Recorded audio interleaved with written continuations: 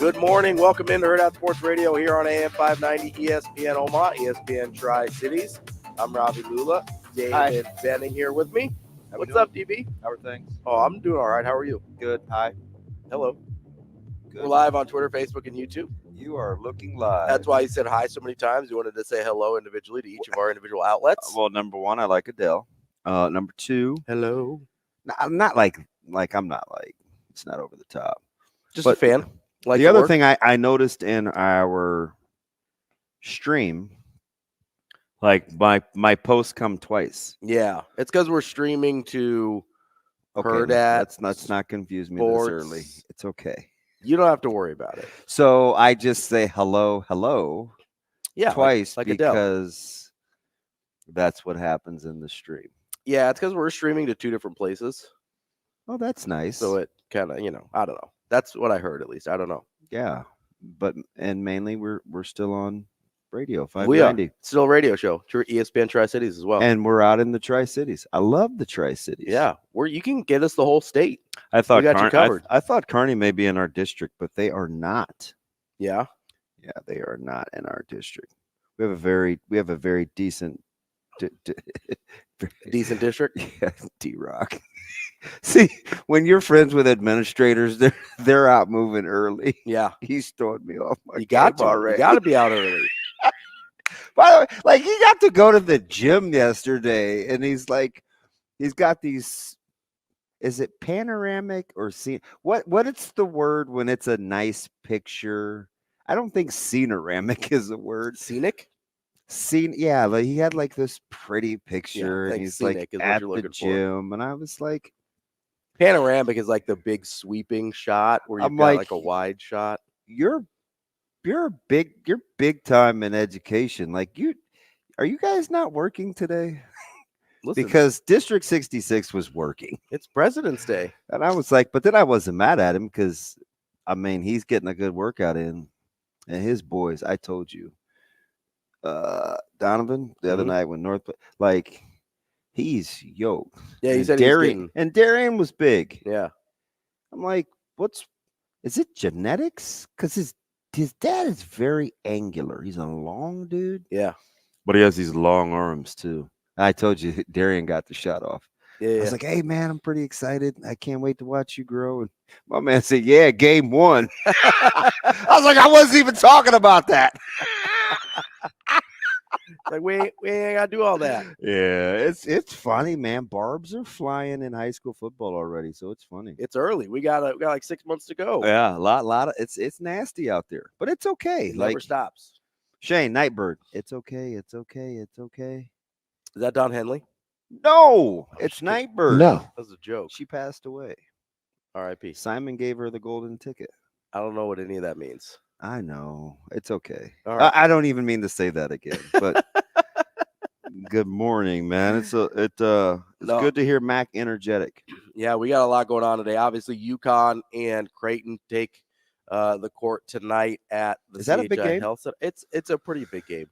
I saw one of the greatest Creighton Bluejay hats ever. Really? In Lincoln, Nebraska on Sunday. What was it? So the team is from Omaha, obviously. Yeah. And the assistant coach had on the back was white mesh. Okay. The front was the Carolina blue. Ooh, okay. You love the Carolina blue. And it had the Blue Jay. Yeah. In like the middle. And it was so pretty. And I'm way random. Mm-hmm. And I'm okay in public when I can control the dialogue. So you just go up to random people and talk about their Yes. So I did the walk by. And he's probably like, oh my God, this guy's a weirdo. Because I think I touched his arm. Did you you double take him a little bit? Well, he's coaching. He's like trying to do something important with kids. And I go, that may be one of the greatest heads I've ever seen. And I just kept on walking. He's like whisper in his ear. I did. I need to grow up, but it's all good. You're like, hey, buddy, I like your hat. we do it to ourselves. This guy's probably like, what a whack job. What a wackadoodle. But yeah, it is a big one. There will be 17-8 tonight down at whatever capacity is. That's what at the building. That's what'll be there. Oh yeah, I mean the students will be rowdy. They will be trying to give it to Hurley. Oh yeah, I hate Hurley. Do you? I hate him. No, that's kind of irrational. It's a little early for that. I wouldn't know. No Tuesday love. No, I've always. We're fresh hated off Hurley. of Hallmark's holiday last week. Which you're a big fan of. I remember. Yeah, you know me and love. No, I was my buddy texted me this last night. He was asking me because he knows I don't like Hurley. He knows I don't like Shaka. And Shaka Khan. Actually Zulu, but that's a whole nother segment. Shaka Smart. No, I don't. I'm so sorry. It's a little early for where I'm at. It's fine. I'm stressed, man. I got friends under duress. Sorry about that. Which we will definitely get to as well. Obviously, I think duress is a little strong. But no, I really don't like Hurley. Yeah. It's so there's some crazy trends tonight too. And by the way, you Ken Pomeroy, yesterday in the projected line. UConn I guess 3. You said it was 2.5 -2 yesterday for Ken Pom. And what is it? What is it this morning? Because they should be out. Believe it's 2.5. Let me double check. Do you have access to that on your fancy computer? I have access to the internet. Yes. That's what we're on this morning? I mean, Shane, I believe that was code for you could look it up too. Am I reading it? No, I feel like that's what you meant. No, I don't mind looking it up. It's just I feel like that's what you were implying. No, is that what we're on this morning? No, you're like, do you have access to that? It's like, yes, I have the internet on this computer. Oh, okay. That's all. Yeah, it wasn't like no. I'll look it up. It doesn't take a special computer. Shane, see, he's doubling down on the internet. It is -2.5 UConn. Okay. It's right in between Ken Pom and you is the line. Okay. Although that's the ESPN bets line, so I don't know if that's like a real line or I don't really know what's going on there. Are you riding with Kenneth Pomeroy tonight or? Well, you're way more confident about Creighton tonight than I am. I am. Yeah, I was confident last week. You were. You told you told me early. No, I don't think it's that. You told me early. Hey, Creighton's winning that game. Will my Tuesday. pick go to sleep with fishes? I still have. Yeah, Ken Pom still got him as a 2-point. Creighton as a 2-point dog there. I just get because I'm still emotionally invested in Creighton, right? Like I'm still you can be objective. No, not very well. I mean, I can have my moments when I'm like analyzing a game, but in terms of like making predictions, I'm very bad at it. So I never bet on Creighton because even when they're away and you can actually go to to our friends over at Warhorse and place your bets, like I never bet on them because I don't have that ability to remove. Because I either think they're way better or way worse than they are. Right. It's not one direction or the other. It's One Direction. Yeah, were you a big fan of that boy band? They had a couple songs I liked. They had a couple bangers. I was like, okay, I can. Is One Direction I Swear? Nope, that's Boyz II Men. No, that's All for One. All for One. I swear. Yeah. Who's One Direction again? They're a bunch of little white boys. I think they were English, maybe. Like Harry Styles. Was that One Direction, Shane? Harry Styles? I don't know. That's not. Come on, Shane. We're gonna use that. We're gonna use my fancy internet computer here for a second. No. I got this. Listen, you can keep pushing if you want to. Like that's not where you were trying to go, but I fully believe that was a shot across the bow. Yeah, Harry Styles. Yeah, they're an English boy band. One Direction. There you go. Nailed it. Oh, it's all for early for me to be standing on business, but I may have to this morning already. Bristle up a little bit. I just think. Yeah. So why you're supremely confident about this? Like because I just think that they can get. I like Mac the second time around, especially given the way that the first game went. Because I have a decent idea on his scout. UConn kind of does what they do. Mm-hmm. Creighton's better with wrinkles, and I think I like the way that Creighton's playing. So. I know it's a different coaching staff, but UConn they haven't beat a top 25 opponent on the road since 14.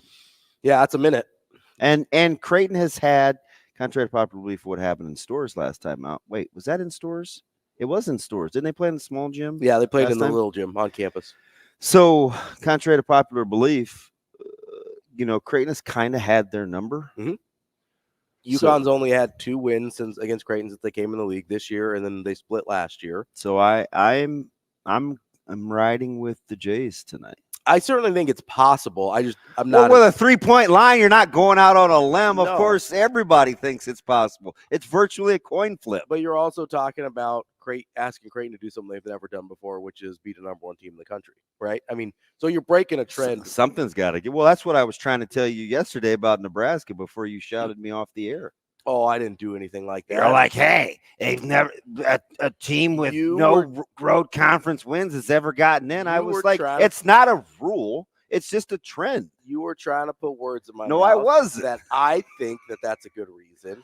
And I was saying. No, you guys were trying to insinuate that it was a rule. No, it's not a rule. It's just been a trend. But until they break that trend, I don't have any reason to believe they will. I don't like. We're gonna be pushing it this morning for friendship. I'm not sure. I'm not sure. I'm digging your tone this morning. Well, that's just because the voice is messed up. That's all. What's wrong with it? Oh, it's just I've got like the sinuses, so it's yuck. Got a thing happening. I have some leftover pink amoxicillin in my fridge. Would you like I'm actually allergic to amoxicillin. To do it, like, what's wrong with you? I mean, a lot. It's always something. Yeah, I mean, I'm a particular. You're guy. allergic to. I don't think that's odd, because I think I may be too. Well, why do you have some? Well, I don't take it. It's for Zoe. Is it the pink bottle? It's for Zoe. I think I am allergic to penicillin.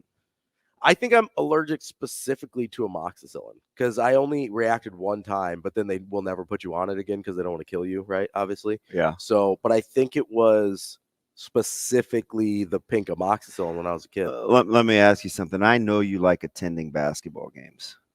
Yes, I do. Is this one that you want to be in the environment to be a part of beating a number 1 team, or would you like the ability to watch on your own time? So there's 2 different answers to that question. My gosh, why are you so complicated? That's just what I do. I'm a complex soul, DB. Oh Lord. As a fan, I'm calling your wife. Is she up yet? Oh yeah. As a fan, I want to be in the building. Okay. Right? As somebody who talks about and analyzes and whatever on the radio here, it probably would make more sense to watch it from home in terms of I'll get more out of the actual game, but I'll get more out of the experience if I'm in the building. So that's I think I'm going to go, but I haven't totally decided. Oh, you don't map that out? I mean, I'm planning to go, but I could always change my mind last minute. Are you a crowd guy or not a crowd guy? I don't love it, but I'm okay there because I'm so familiar with the building and where I need to be and all that kind of stuff. It doesn't bother me. Are you guys going? In general, I'm not all about that crowd life, Okay. Plus, when you come in with like press pass or whatever, you can kind of avoid a lot of it, right? You can come in the press entrance. You can a lot of times you're staying late or you're up. I like to go up to the hockey press box. Oh yeah, that's where they put everybody during the Rona, right? Yeah. Well, also I remember watching games from up there. Yeah. Me and Matty D, who we're going to talk to later, usually hang out up there. I think they're sending all press up there because I think there's going to be too many scouts in the normal press area tonight. And us locals that we get the boot for the scouts. The local yokels. Yeah, every once in a while they get a ton of NBA scouts in there. Yeah, should be a good one. I'm excited for it. We'll go back to back too, because then we've got to see what's happening in Bloomington tomorrow. Yeah, it's exciting. We've got Dom Amore at 8:45. He is from the Hartford Current. We're going to talk about UConn. Sounds like a very lovely name, doesn't it? Dom Amore. Yeah. Then we're going to talk to our guy Matt DeMarinis from the White and Blue Review at 9. Coming up at 8, though, I kind of mentioned this earlier, and so did DB. So at 8 o'clock, we're going to talk to John Kinney. He's a lawyer, and the reason we're talking to legal counsel on the show this morning is because Nebraska finds itself in the middle of a lawsuit that was brought by former women's basketball player Ashley Scoggin, and basically she's accusing former Husker assistant Chuck Love of, and I'm using this quote from the World Herald, so their words, not mine. Okay, let me just say something before you get going. Yeah. Because I know you love prep and you're going to be good at what you do. Do you feel as though we have to make disclaimers throughout this whole deal? Like, because I don't like doing that, but I also not sure I always trust people's hearing, right? Like, so we understand that we're talking about allegations. Alleged. We're not saying we believe in this or we believe that. We are discussing allegations. Yeah, I think we give the one disclaimer at the top and then kind of everything. Is this one of those where we have to do like television shows or radio where the opinions expressed by the following? Or like, do we need... I mean, it's an opinion because it's hard for people to sometimes hear is. versus listen, especially when they're passionate about a topic. It's an opinion show, right? So I think that should go without saying, but obviously we're not lawyers. So I'll just do it now. DB and I, not lawyers. I did take the LSAT, but I decided law school was not for me. Not lawyers. We don't have, we don't have the facts necessarily. We just have what's available publicly, right? So we're commenting on what's available publicly to the best of our knowledge. But I figured the best way to do this morning, with real legal counsel that is very experienced. He knows the other side of the legal counsel very well. John is very accomplished in Omaha. He's also a sports fan. But I just want to talk about, I almost want to say the facts, but there aren't really a ton of... Right, because it's all allegations. It's all allegations, but the legal ramifications. Right.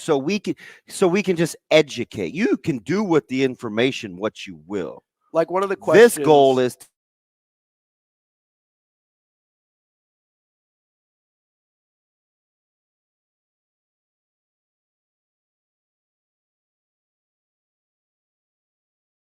general of how to handle a complaint. Both, to be honest, because so this is what Scoggin is claiming happened, that Chuck Love used his position of influence with head coach Amy Williams to groom Scoggins into a sexual relationship.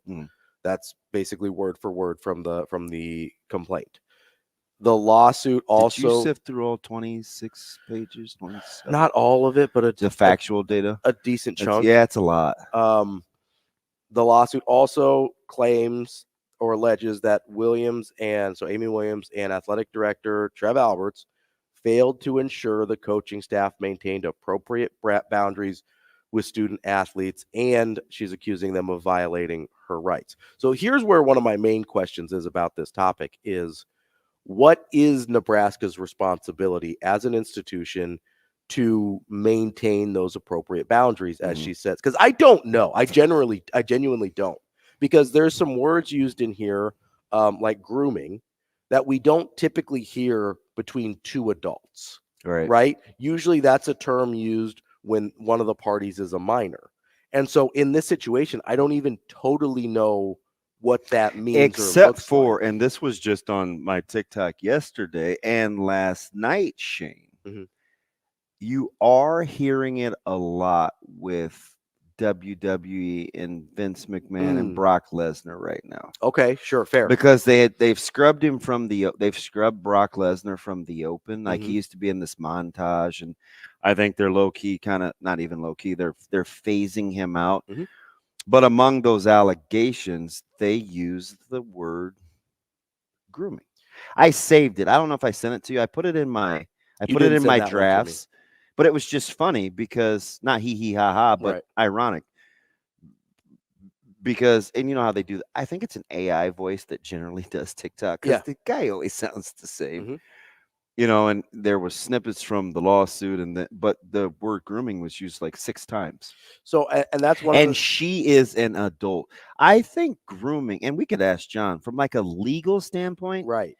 And this is interesting. And I don't even know if grooming is a legal term. Well, so this is interesting though, because remember I was joking about the aggressive email that the district sent, like, hey, you're not going to be allowed to come on campus if you don't take the Title IX test. And I was giving our athletic director a hard time. I was like, it's like, TK, I was like, why are you so aggressive with the ABC building? Like, I'm going to take the there were like 4 of the coaches that had to take the Title IX exam before, because you have to research, you have to do it every year. Yeah, before you can hop back on. In the building. Yeah. And so I just did this last Tuesday. And that's one of there were 6 terms. Grooming was one of them. Right. So it doesn't. But you're working with high school kids, so like in my brain, yeah, and I understand that makes more but sense. and again, it'd be a question for John. To the best of my knowledge, it's not age specific. It's a power position dynamic. of power. Yeah, and that dynamic, which that would absolutely apply here, right? If the but right again, I'm not a lawyer, and so that's the other part that's kind of interesting about this is you do have a power dynamic difference between an assistant coach and a player, but they are both of age, so that's where things get sort of messy for me in terms of understanding what the legal consequences are.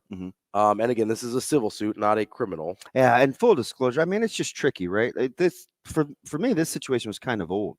Obviously, we've traveled with the Loves. Well, it's a couple years ago, right? I mean, and we're kind of privy. Knew a lot of the ladies on the basketball team. I'm not going to be one of these guys. Now, there are some people here in the state that will revel in this, and have what appears to be clearly taken sides. Sure. And I think their judgment is clouded. So don't believe everything you hear, but I do think it is important to just educate, so you can sift through some of the noise. It's my nature, right? And which is why I like working with you, because I think you believe the same thing. You can have opinions, but you don't get a separate set of facts. No, yeah, right, 100%. Right. So I just think if we approach it from a legal standpoint, and then it's up to you, the individual, to do with it what you will. Yeah. And the other thing is we're in the solutions business. Not just going to complain and chase ambulances to complain and chase ambulances. Yeah. Going to try to figure out how to get better. Yeah, and I don't have any interest in like sensationalizing this, or obviously it is a scandal kind of its own accord, if you want to use that word. But so we'll talk more about this probably before we talk to John at 8, and obviously with John Kinney at 8 o'clock as well. We will get to more of Creighton and UConn, as well as a bunch of other stuff on our minds here this morning on Hurrdat Sports Radio. Welcome back to Hurrdat Sports Radio here on AM 590, ESPN Omaha. Welcome. ESPN Tri-Cities. I can't even hear myself. That's probably good. I can hear you now. We are live on Twitter, Facebook, and YouTube. ESPN Tri-Cities as well. Yeah, we love the Tri-Cities. I think my man Doug Duda. What do you think he's doing? Probably having his first cup of coffee, maybe his third cup of coffee. I'll say I think he's probably further than two in by now. We're going to probably lead into the Doug and Daddy show. Yeah, we do. We lead in every day to Doug and Daddy on ESPN Tri-Cities. We're big fans. He's everywhere. I remember Westside played out in Kearney. I can't remember when it was, but I try not to be on my phone during games and stuff, and I got this text, and it's from Doug, and I was like, it's crowded in there because they have an amazing facility. I don't know. You probably haven't been to Kearney's high school. I think I have. It's been a minute, but it's pretty unbelievable. Yeah. But anyway, I'm like, where are you? It's crowded in here. He was the first one to congratulate me coming back to the air, and I was like, how do you know? Listen, he's got his ears everywhere. You gotta watch out. Legend. Want to remind you that Omaha men's basketball coming up on Thursday, big one, the 22nd, just a couple days from now. It's your last chance. Senior night. It's your last chance to see your Omaha men's basketball team in or at home this year. We just talked to Frankie Fiddler yesterday. We've got senior night against Oral Roberts on February 22nd. Go to omavs.com/ticks to get your tickets, or call 402-554-MAVS to get your tickets. Let's pack the Baxter. You got to go see Frankie Fiddler get some buckets one more time before the year's over. And I said this off the cuff yesterday, and I may have been incorrect. What's that? I said, get them all. They're all above you in the standings. Oral Roberts is a game behind. In the neighborhood. They're in the same pack. Who are the people in your neighborhood? What is that from? Your neighborhood. Is that like a Sesame Street deal? I think so. Okay. But I get Shane. I'm only don't get mad. I'm only asking Shane because he's old. Okay. I can't remember if Electric Company and Sesame Street were two different things. Yeah, they were. Why do you know? Your mom told you? No, I 1, 2, remember. 3, 4, 5, 6, 7, 8, 9, 10. They were different. That's not shows. Sesame Street, No. right? Those are different. Electric Company's a different deal. I watched a lot of PBS growing up. Did you? Yeah, we didn't have cable, so I was watching a lot of PBS. Yeah. No, I'm with you. There was a lot of educational television for we this were guy. the last ones on our block to get cable. Yeah. I didn't have – my parents didn't have – And a microwave. We had a microwave. Now that I know for sure. Yeah. We had a microwave. I know Not that I was like frequenting people's houses. Hey, do you have a microwave? Well, apparently you were hanging out with Coach Huffman's house all the time. Dude, that was the spot. So our neighborhood was ultra competitive. Yeah. Like we had some fellas. Yeah. Yeah. So like we were constantly playing. I didn't start winning anything competitively as a kid until because everybody was better. It's like I'm the young guy. Were they like older? Oh yeah, I would go to the elementary school and play football, and I'd get my head beat in. Now they would let me play with them because everybody wanted the little fast black guy. But well, sure. We were like the Cosbys out there on 90th and Fort, way out west. No, but in all honesty, like I was the youngest. So you got beat up on. So I got my head beat in a ton. That's all right. But it's cool though. I remember like I don't know. I think that's where the real. Obviously, my dad was a little out there when it came to competing. Sure. Yeah. But I think that's where I learned to be competitive. Kind of gotta be to end up in the positions he ended up in, right? Like like I remember he would tell me stories how he used to walk to practice sometimes because it wasn't always copacetic at the house, and I knew he lived by the airport, kind of over off of Sherman, and I'm like, you're walking to high. So, when I was in my fields a couple times in the last 5-6 years, like I would just go drive the old neighborhoods, and his childhood home doesn't even exist anymore.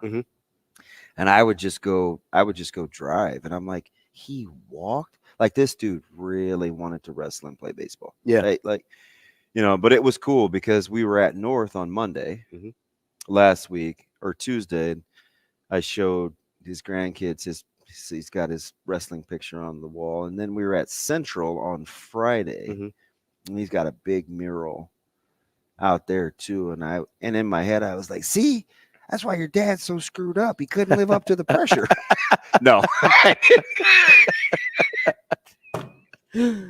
I thought it. I didn't say it. That's probably for the best. But it is pressure. No, it is. And my superintendent from District 66, he's like, man, DB, you're like the mayor around here. And I kind of felt bad because obviously my heart is with the district, but there are so many long-standing relationships.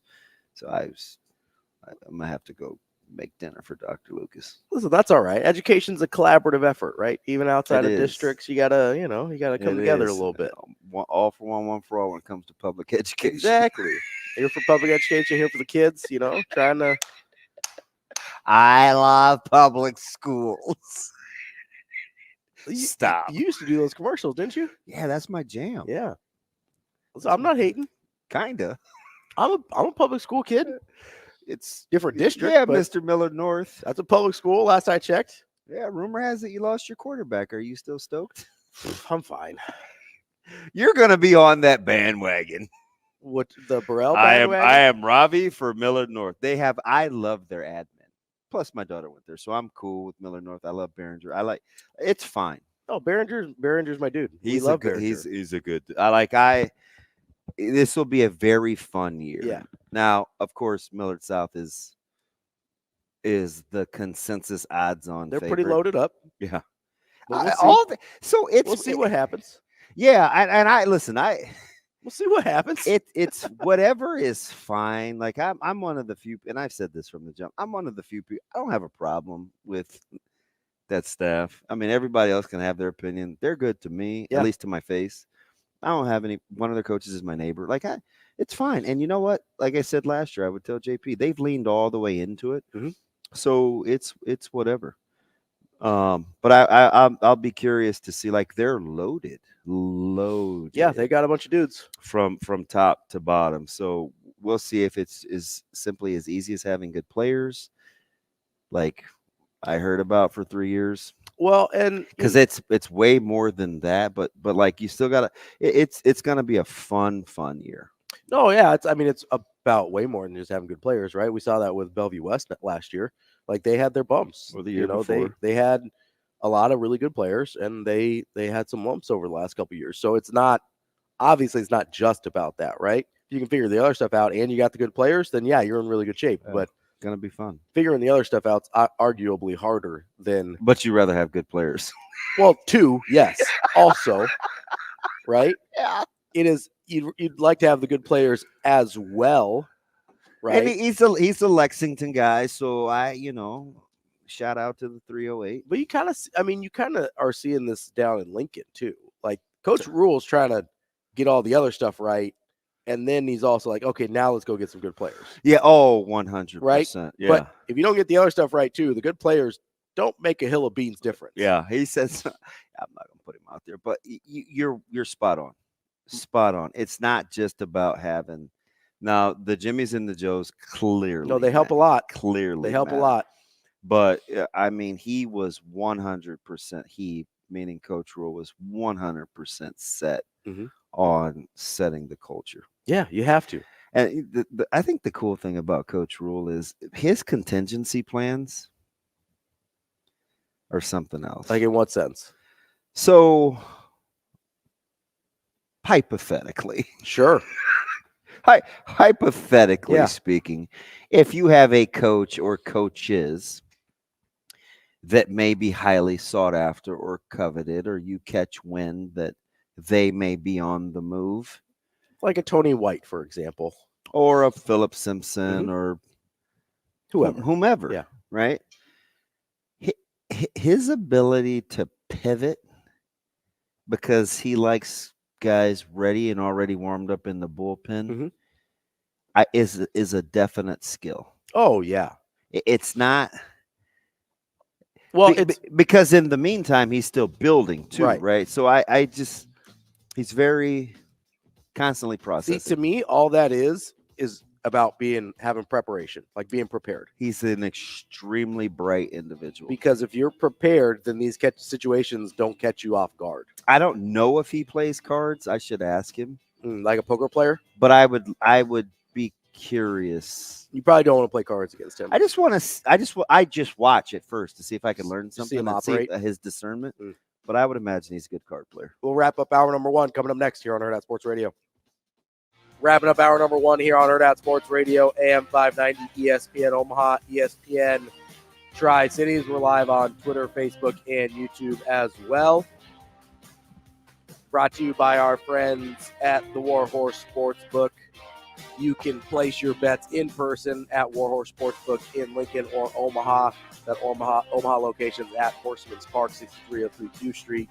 You can place bets on nearly every major sporting event, pro and college football, basketball, baseball, golf, MMA, soccer, whatever you can think of. They got the fix for you. Straight bets, parlays, props, live in-game bets, which are my personal favorites. I enjoy a nice little live in-game bet. I think you get better value sometimes. Okay. You and Aaron. You never know. I almost always say his last name. I'm just going to say Degenerate Aaron. Yeah, you call him Degenerate Aaron. Well, that's what he is in my phone. But you can go to Warhorse Sportsbook, Lincoln or Omaha, to place those bets. The best place in Nebraska to place your sports bets. If you have any questions about details, anything like that,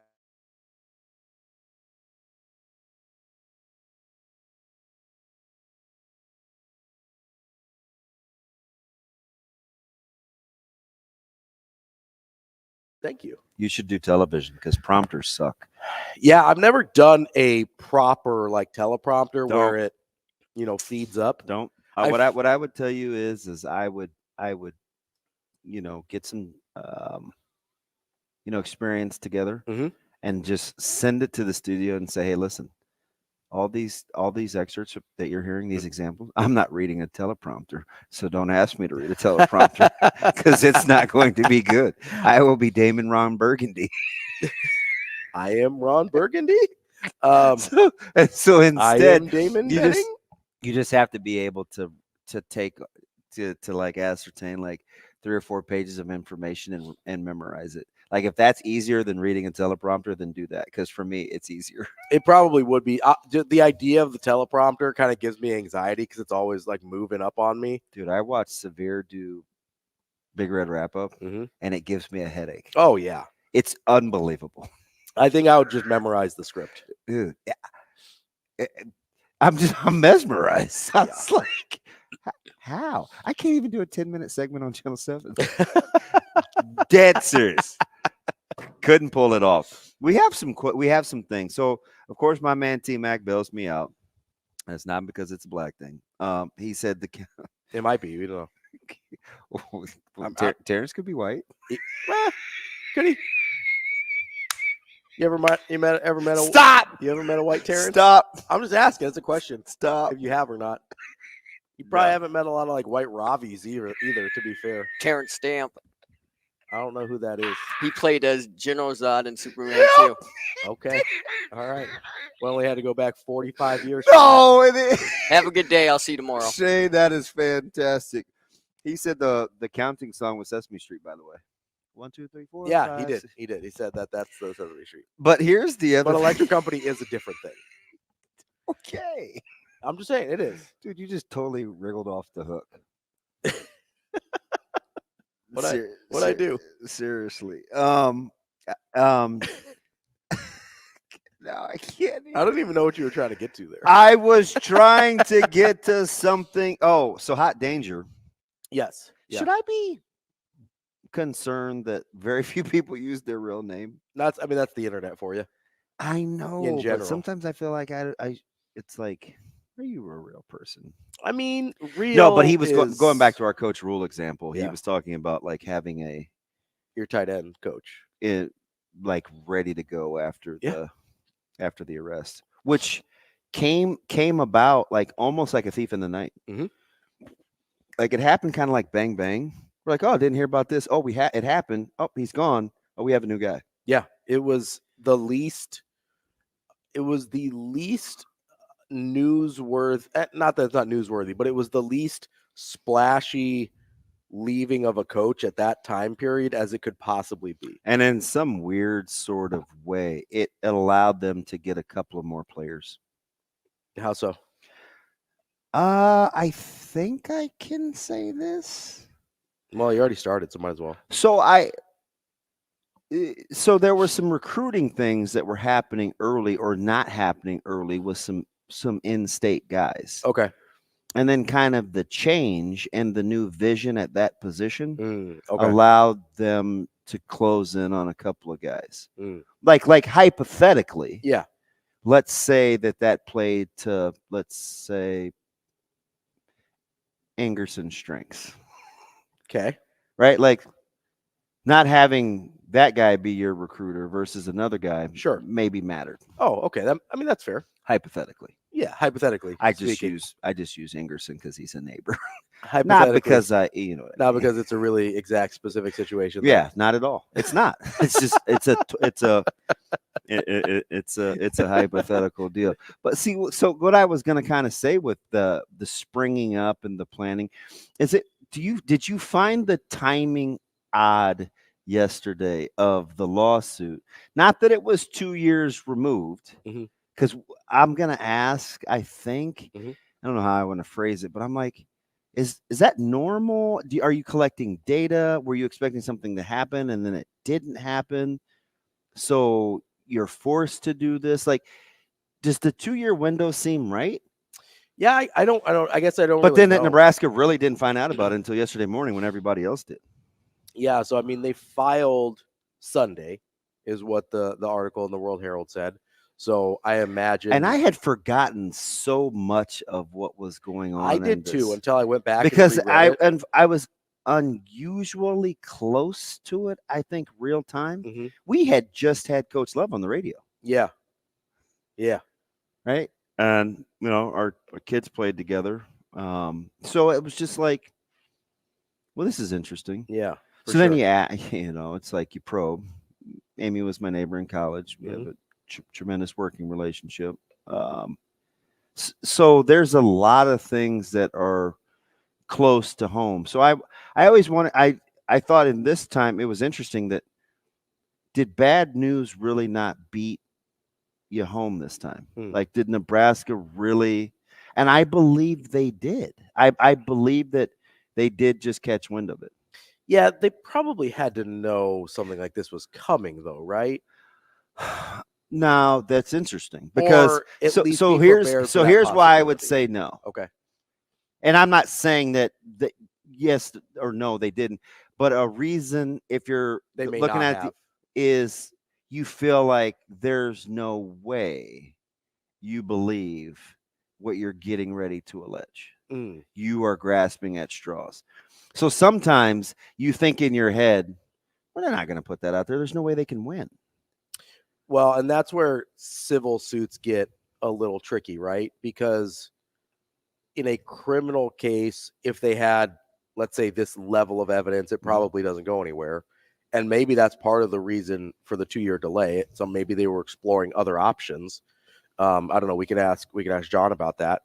But now I have one. Okay, I'm with you. I have won a criminal case. Sure. Thrown out. Yeah. And lost the civil suit. Yeah, which is not terribly uncommon. Yeah. And I remember once the judge ruled, now I was 23, maybe 2. Mm-hmm. I have to ask the lawyer that was just on TV about the North Omaha Business Project because he was my guy at the time. Yeah. I do remember walking out of the courtroom and he said, be prepared for a civil suit. And a lot of times, and I don't know if this is the case here or not, but I mean, it was just violence. Like, yeah. And I don't mean just to downplay it, but a fairly straightforward.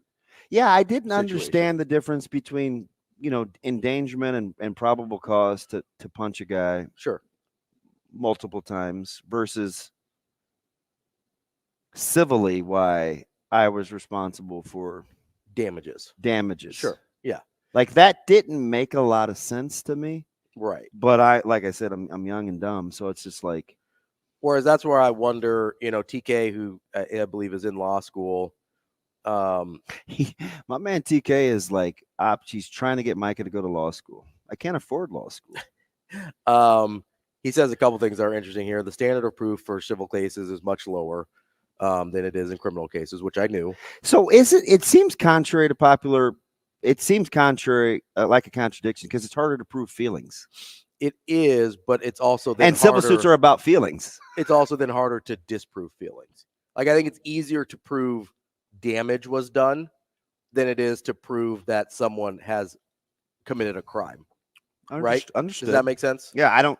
Again, like most things, it's above my pay grade.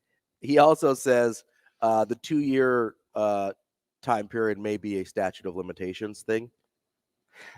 I don't. Okay, I'll entertain that. I don't think so. That's fair. I don't know. He's just tossed it out as a possibility. And I don't. A lot of times in situations that have a sexual component, or in a power dynamic like we're talking about here, a lot of times there is a gap because the person making the allegations, in this case Scoggin, isn't emotionally in a place where they want to talk about it until they're a little bit removed from the situation. So that a part of that was in the report too, right? Yeah. Where if you believe the allegations and they're in a situation of he said, she said, why didn't she just say? I mean, it was intimated in that there's either a pressure or it just didn't feel comfortable, like which is pretty common in these situations. 100%. So that might explain where you maybe don't want to get into victim blaming. Yeah, and that might just be the 2 years right there. Just that explanation. I did think it was interesting where if your teammates are conspiring to like have this this operation. Yeah. Are they riding with the coach? Are they anti you, or do they think like? I was surprised at the team stance. Yeah, like what was their? Because usually the peers let you know. You would think. Coming up next, we're going to talk to John Kinney. He's a lawyer. He's going to help shed some light for us on some of these questions that we have about the Nebraska lawsuit here on Hurrdat Sports Radio. Kicking off hour number 2 here on Hurrdat Sports Radio, AM 590, ESPN Omaha, ESPN Tri-Cities. We're live on Twitter, Facebook, and YouTube. And I want to remind you that using your seatbelt saves lives and prevents injuries only if it is properly worn. Make it click. This message from the NDOT Highway Safety Office. Joining us now on the Warhorse Sportsbook Hotline is John Kinney. He is a lawyer here in Omaha. John, thanks for joining us this morning. Yeah, thanks for having me on, guys. I got to figure it out because as sharp as you are, so did you concede the Mason Kinney, or like how did that come around? Like, I'm a guy whose name doesn't have to come first. I imagine you're in the same vein.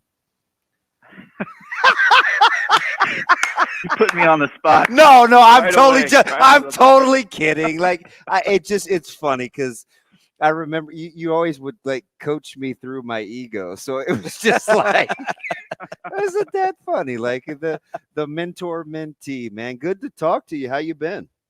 I'm doing great, and Jill is smarter and prettier than me, so her name should come first, but it doesn't. But you wear the sharp specs, John. I mean, you look so distinguished. Well, thank you. Yeah. Good morning, man. I haven't changed a bit. Not at all.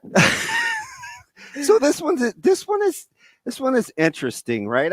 And it's kind of cool because you're really good at what you do, obviously. But there's a sports component to you, obviously. You stay kind of up on things.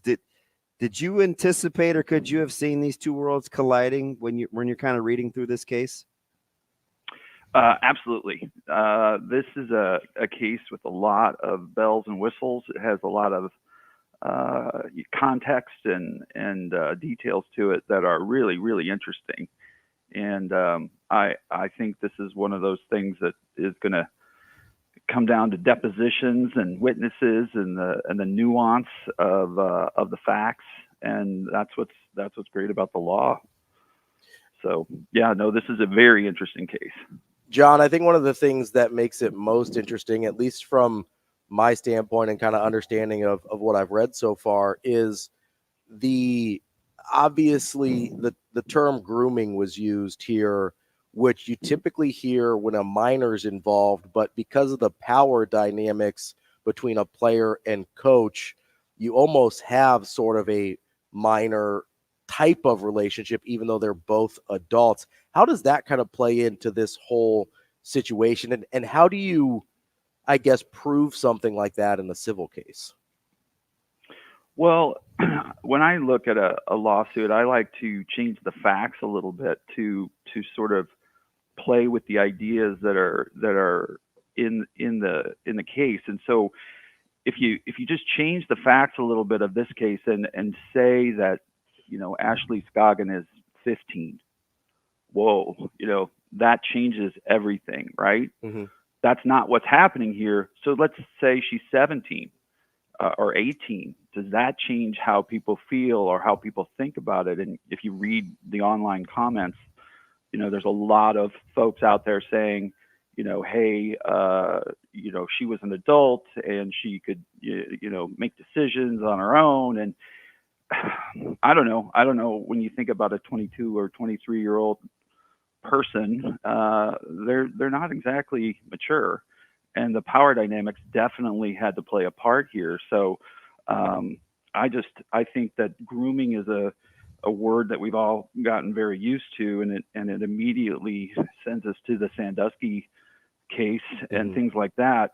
Now those victims were obviously much younger, but there is something to be said for the power dynamic of somebody who can manage your playing time, who can, as they said in the lawsuit, make or break you. So I think that's a big component of this. John, are we essentially looking at what would amount to a workplace sexual harassment complaint? Is that kind of like nuts and bolts sort of what this ends up being? Yeah, so when you look at a case like this, there's just a huge body of law from the employment context where a manager or a supervisor has a role in promoting or making big career decisions for an employee sort of underneath their management. And you can use the facts of those cases and the law that's developed in those cases to sort of create a template for this case. and there is, if you look at this case, there's allegations of retaliation. There are going to be controversies over actual knowledge, and when somebody knew something and how they knew it, and it'll be so interesting to see these other student athletes. What did they say to what coaches, and how are they going to prove that there was actual knowledge of this relationship? But you can just see in the phrasing of the lawsuit that it's clearly hearkening back to all of the jurisprudence from these sexual harassment cases that occur in the workplace. So, John, as you're kind of reading through this, and you're super smart, you win way more than you lose. I got the sense that the picture is being painted more about the environment than the details. Is that a more sympathetic play when you're going to go for something civil, is how something made someone feel versus what may or may not have actually happened? Well, that can kind of be more of a damages issue. And so it's sort of like the humiliation and the pain and suffering is part of the damages claim. But when I read the lawsuit, I think the boring part of the lawsuit is really interesting. The part of the lawsuit that says there weren't policies that were appropriately developed, there wasn't any mechanism. Well, okay, so did they have to be divulged? Because that would be something that's easy for the university to dispel, because there would probably be handbooks. There are things that people sign when you take on scholarships. Like, what if that was in writing later on, though, JK? So Title IX requires schools to adopt and publish grievance procedures, and that's mentioned in the lawsuit. And those grievance procedures, according to the lawsuit, were not well developed. And according to the lawsuit, again, these are just allegations, the university did not promulgate specific enough policies for a student athlete who felt like they were being sexually harassed or even, sexually assaulted. The mechanisms were not in place. You can just see in the lawsuit that just beyond the allegations related to the coach student athlete relationship, there's a lot of time, a lot of ink spilled on the issue of these policies and procedures not being developed. And then you get into, once the assault, or not the assault, but the harassment is sort of disclosed, then there's, again, harkening back to these sexual harassment cases, there's this reference to, retaliation and not creating dismissing her from the team. Is that an appropriate response? And dismissing her immediately, is that an appropriate response? And I'm not sure I'm answering your question, but I do think that there is a lot of grist for the mill. There's a lot of information in this lawsuit that's not the sexy part of it, that's not the titillating part of it, that's really going to be the interesting part of the case. So, John, if you're talking about depositions, obviously the team could play a pivotal role, right? So as I'm reading through, and I didn't get through all 20 some odd pages, but the factual content where you talk about, hey, a player meeting, or the players devised a ruse to get a key, something like that. And I don't want to get into the sensationalism of it more than I want to say, apparently it comes across as though the team had picked sides of culpability, right? You're not trying to necessarily, it doesn't read as though you're out to get the coach. It reads as though there was an effort to pin the player. Do you read into that at all potentially as legal counsel when depositions loom? Like, why does it seem like them against you? Well, definitely as a lawyer, you look at it and say, wow, all these witnesses are going to be lined up against my plaintiff, because right. It sounds like people did pick sides. And, it's hard to find. It reads that way. It reads that way. But but that's the great thing about the law. We're going to, depositions are going to get taken, and people are going to, a case can turn on a few phrases uttered in a deposition. And there may be folks out there that are supportive of Ashley Scoggin that we just haven't heard from yet. It does seem to be, and I kind of thought of the movie Mean Girls, and that's not appropriate, but it made me think it's like a group of girls got together and decided that Ashley Scoggin was to blame for this in some way, and it kind of struck me as kind of a, I don't know, group mentality that maybe kind of went awry, and maybe in hindsight, people might look at it and think differently about how they behaved and the way they approached it. But she was definitely getting blamed for this relationship, and probably had more to do with, the violation of team chemistry and, hey, we're a team and we want to win, and this is taking us away from winning, which I think, when you're in that super, super competitive environment, that probably takes over. And then maybe as time goes on, you look back and reflect on it and say, well, yeah, maybe we were prioritizing a few of the wrong things here. We're talking with John Kinney, a lawyer and partner at Kinney Mason Law Firm here in Omaha. John, one of the things that really jumped out to me, and you mentioned this in your response to DB here, was the difference in the way Chuck Love was handled versus the way Ashley Scoggin was handled. Obviously, she was kicked off the team pretty much immediately, where Chuck Love was suspended with pay until he ultimately resigned later on.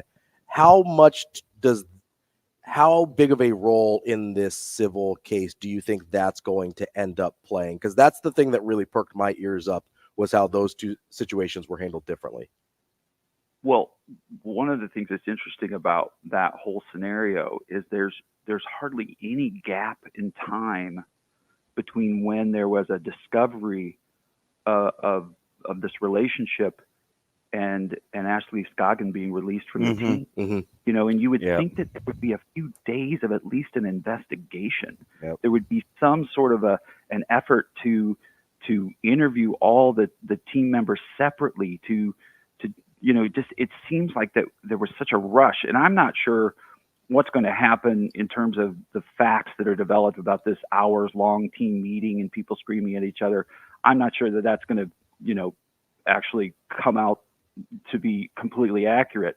But the timing just doesn't make a lot of sense for an organization and for the leadership that is supposed to have these grievance procedures for these decisions to be made so rapidly. It's not adding up. And again, by the time you get to developing the factual record, it may be that there are a lot of procedures that were undertaken to investigate this, but the time frame between discovery and dismissals and big decisions, it doesn't seem like there was a lot of time for quiet reflection. It seems like there was a lot of heat and very little light on that.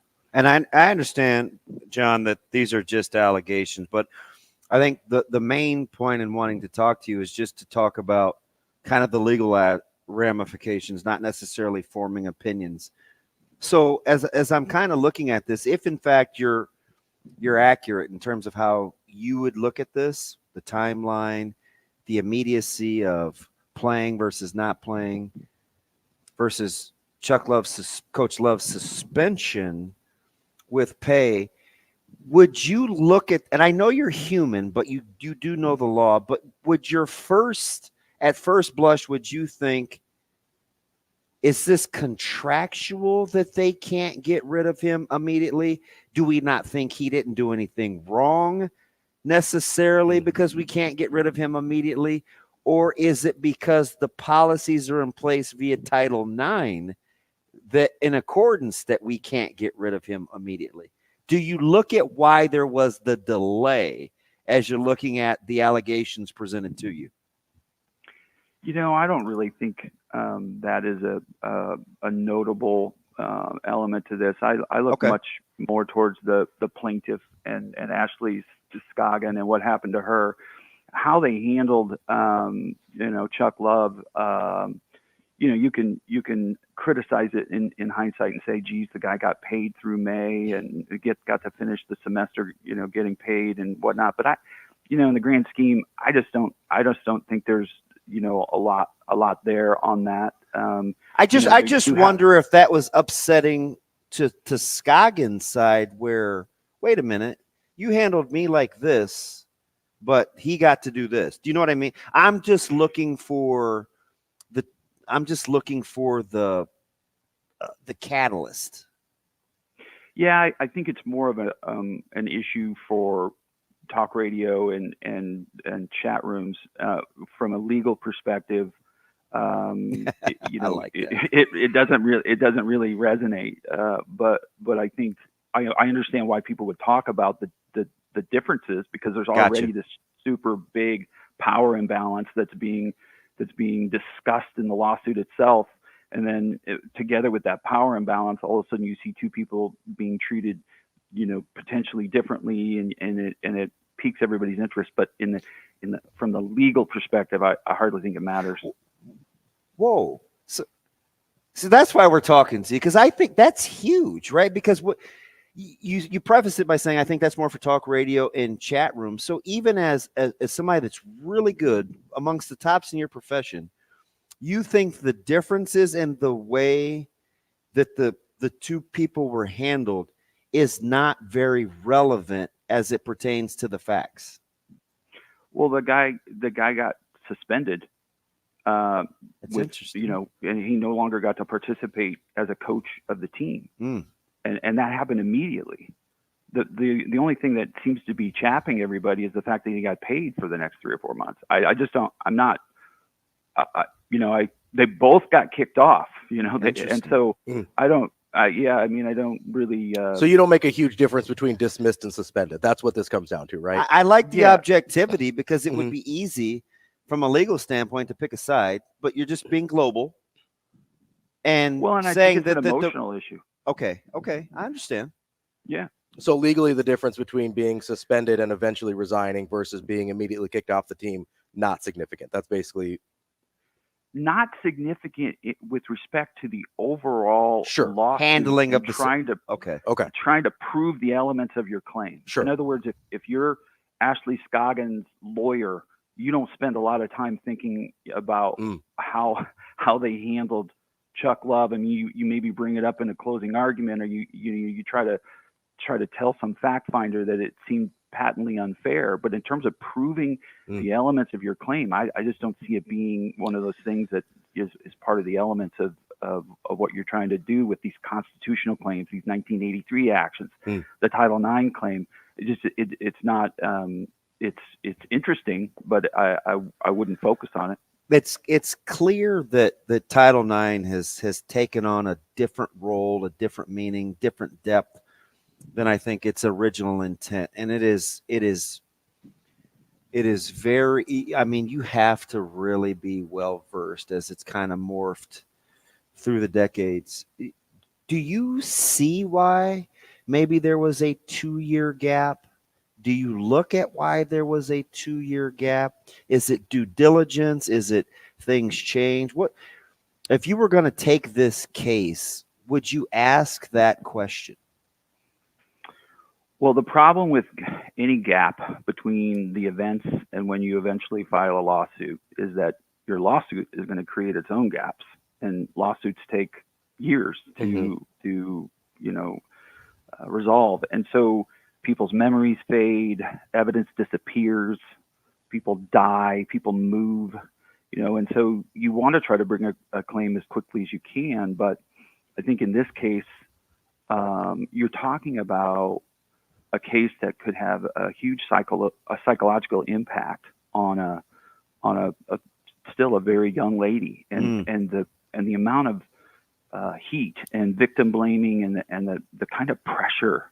I think somebody has to really, really think hard about that before they bite that off. And it's not something that you do without a lot of careful planning and thinking about what's going to happen to your life. And so I think that's probably more of an explanation for the delay than anything else.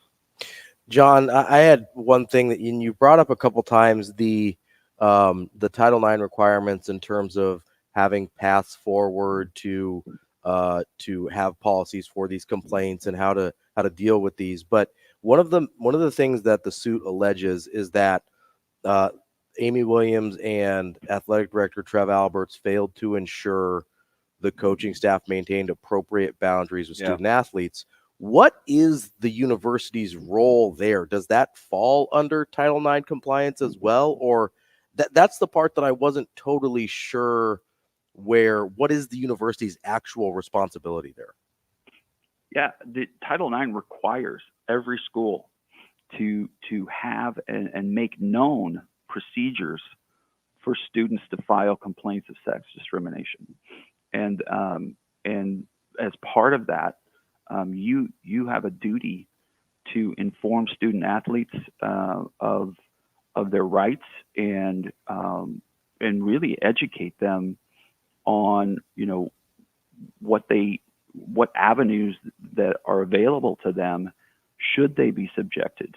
I mean, in a lot of cases that you read, it's student on student sexual harassment, or a lot of the cases outside of the Title IX context can involve the workplace, but you also have teacher on student harassment.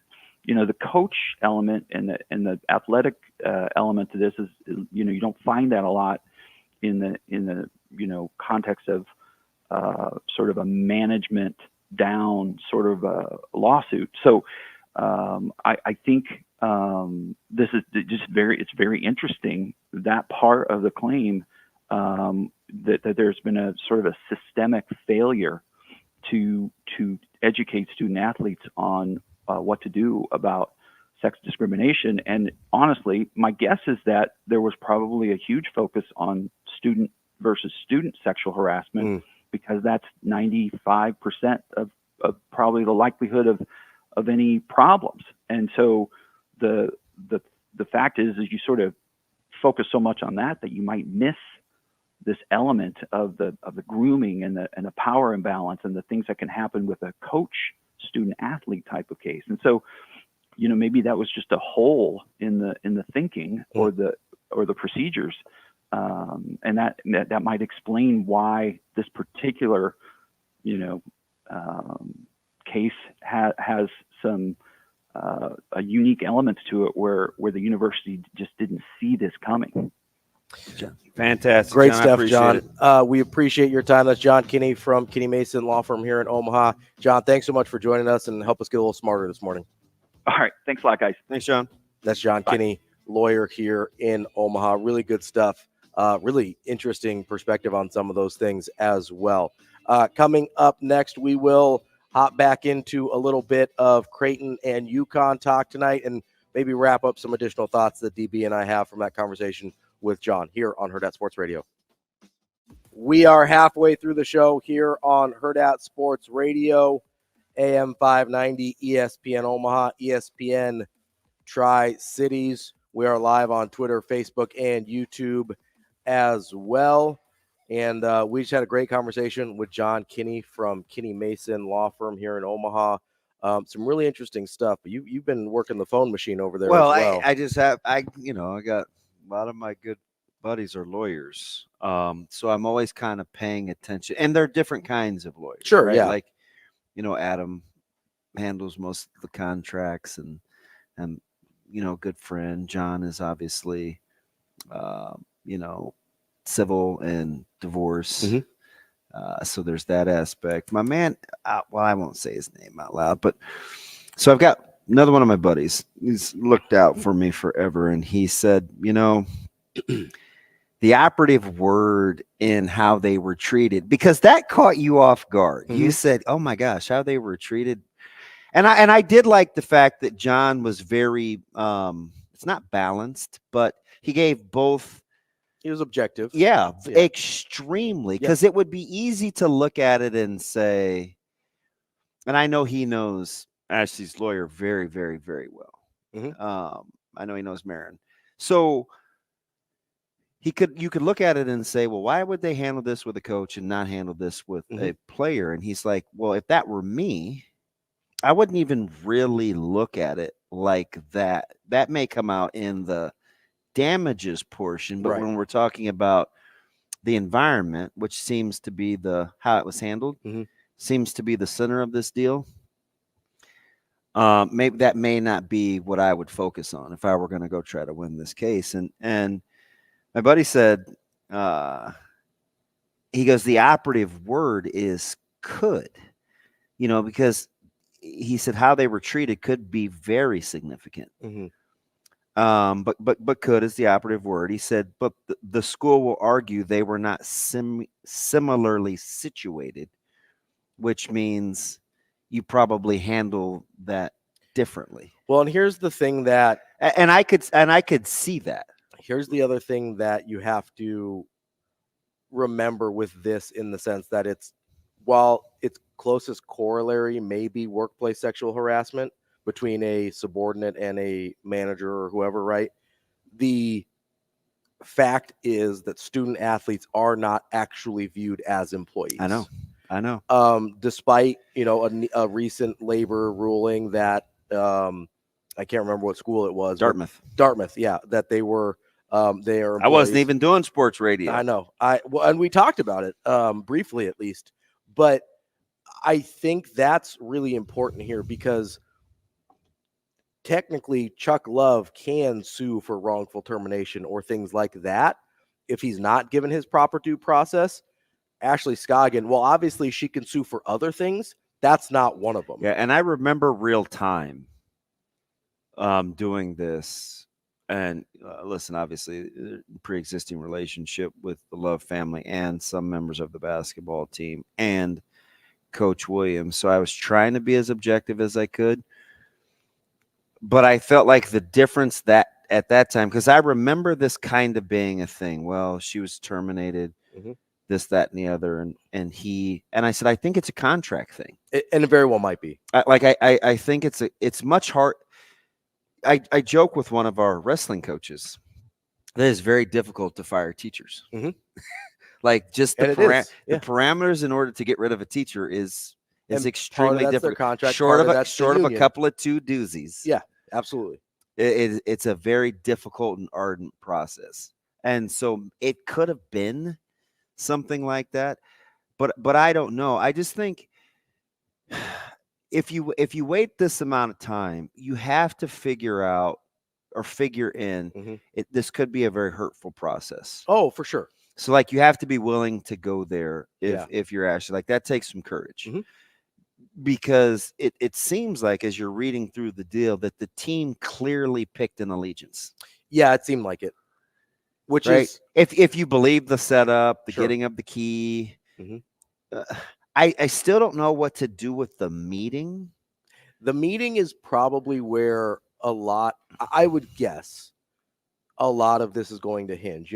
John I don't know. Well, I think John was talking about the depositions and stuff like that.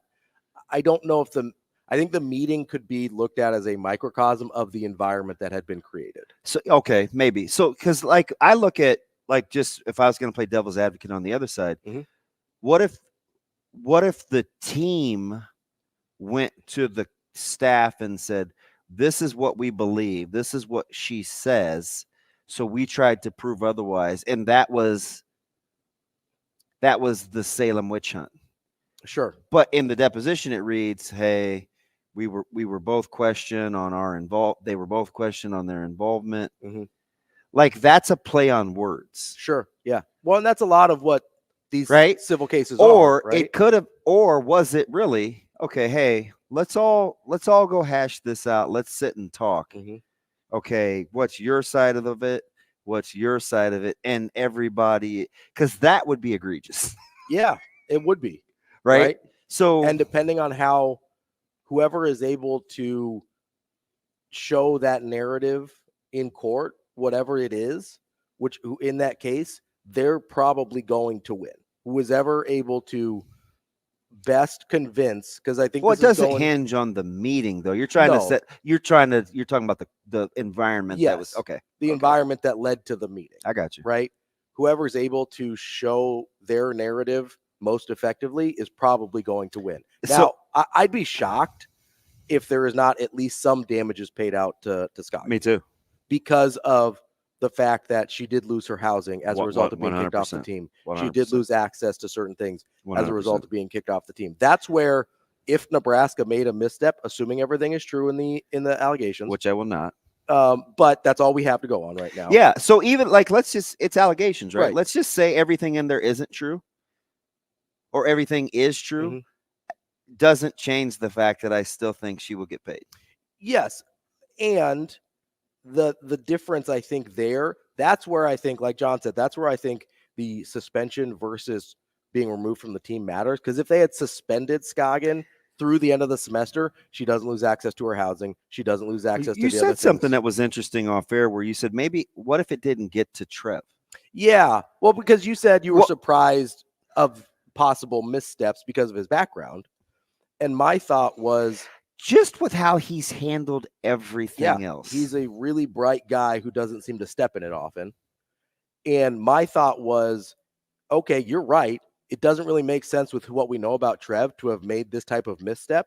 And my thought was, okay, well, maybe the missteps were made before it got to Trev, right? Like maybe they were looking at this not from a... But you do realize that could that could be exactly what Scoggins is alleging, that Title IX protocols. But then you're looking at probably a more so a university and less Trev, right? Trev is named specifically, which I think is standard. It is, right? You have to kind of like go up the food chain.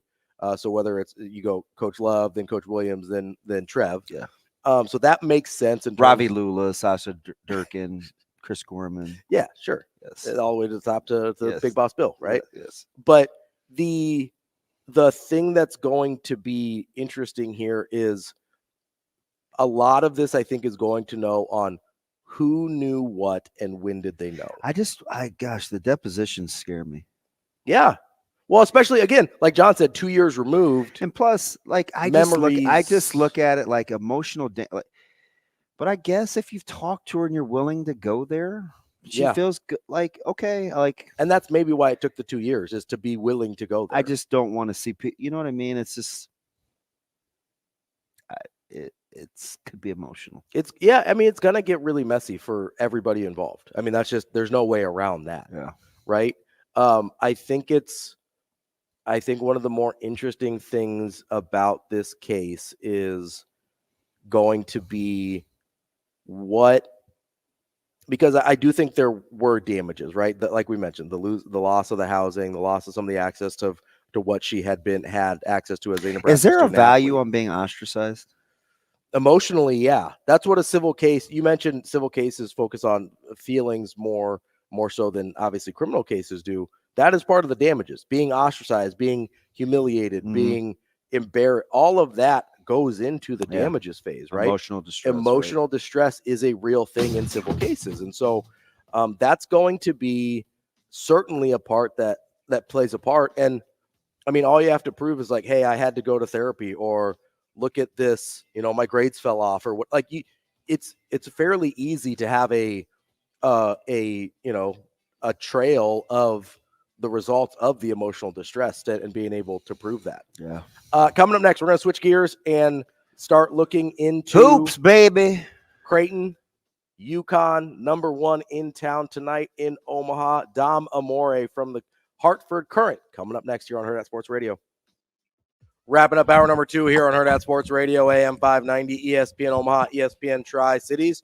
We're live on Twitter, Facebook, and YouTube as well. That's DB. I'm Ravi Lulla. Want to tell you real quick before we get to Dom here that you need to make sure you get over to supernovas.com to get tickets for the Omaha Supernovas next match. That's not till March 14th is their next home match. So you got a little time here. Got lots of time to buy tickets. I expect a nice big crowd. Let's break another record for pro volleyball here in Omaha. That is March 14th at 7 p.m. CHI Health Center. Schedule, tickets. You can get gear as well. Everything over at supernovas.com. Joining us now on the Warhorse Sportsbook Hotline from the Hartford Courant, covering Connecticut sports, is Dom Amore. Dom, how are you this morning?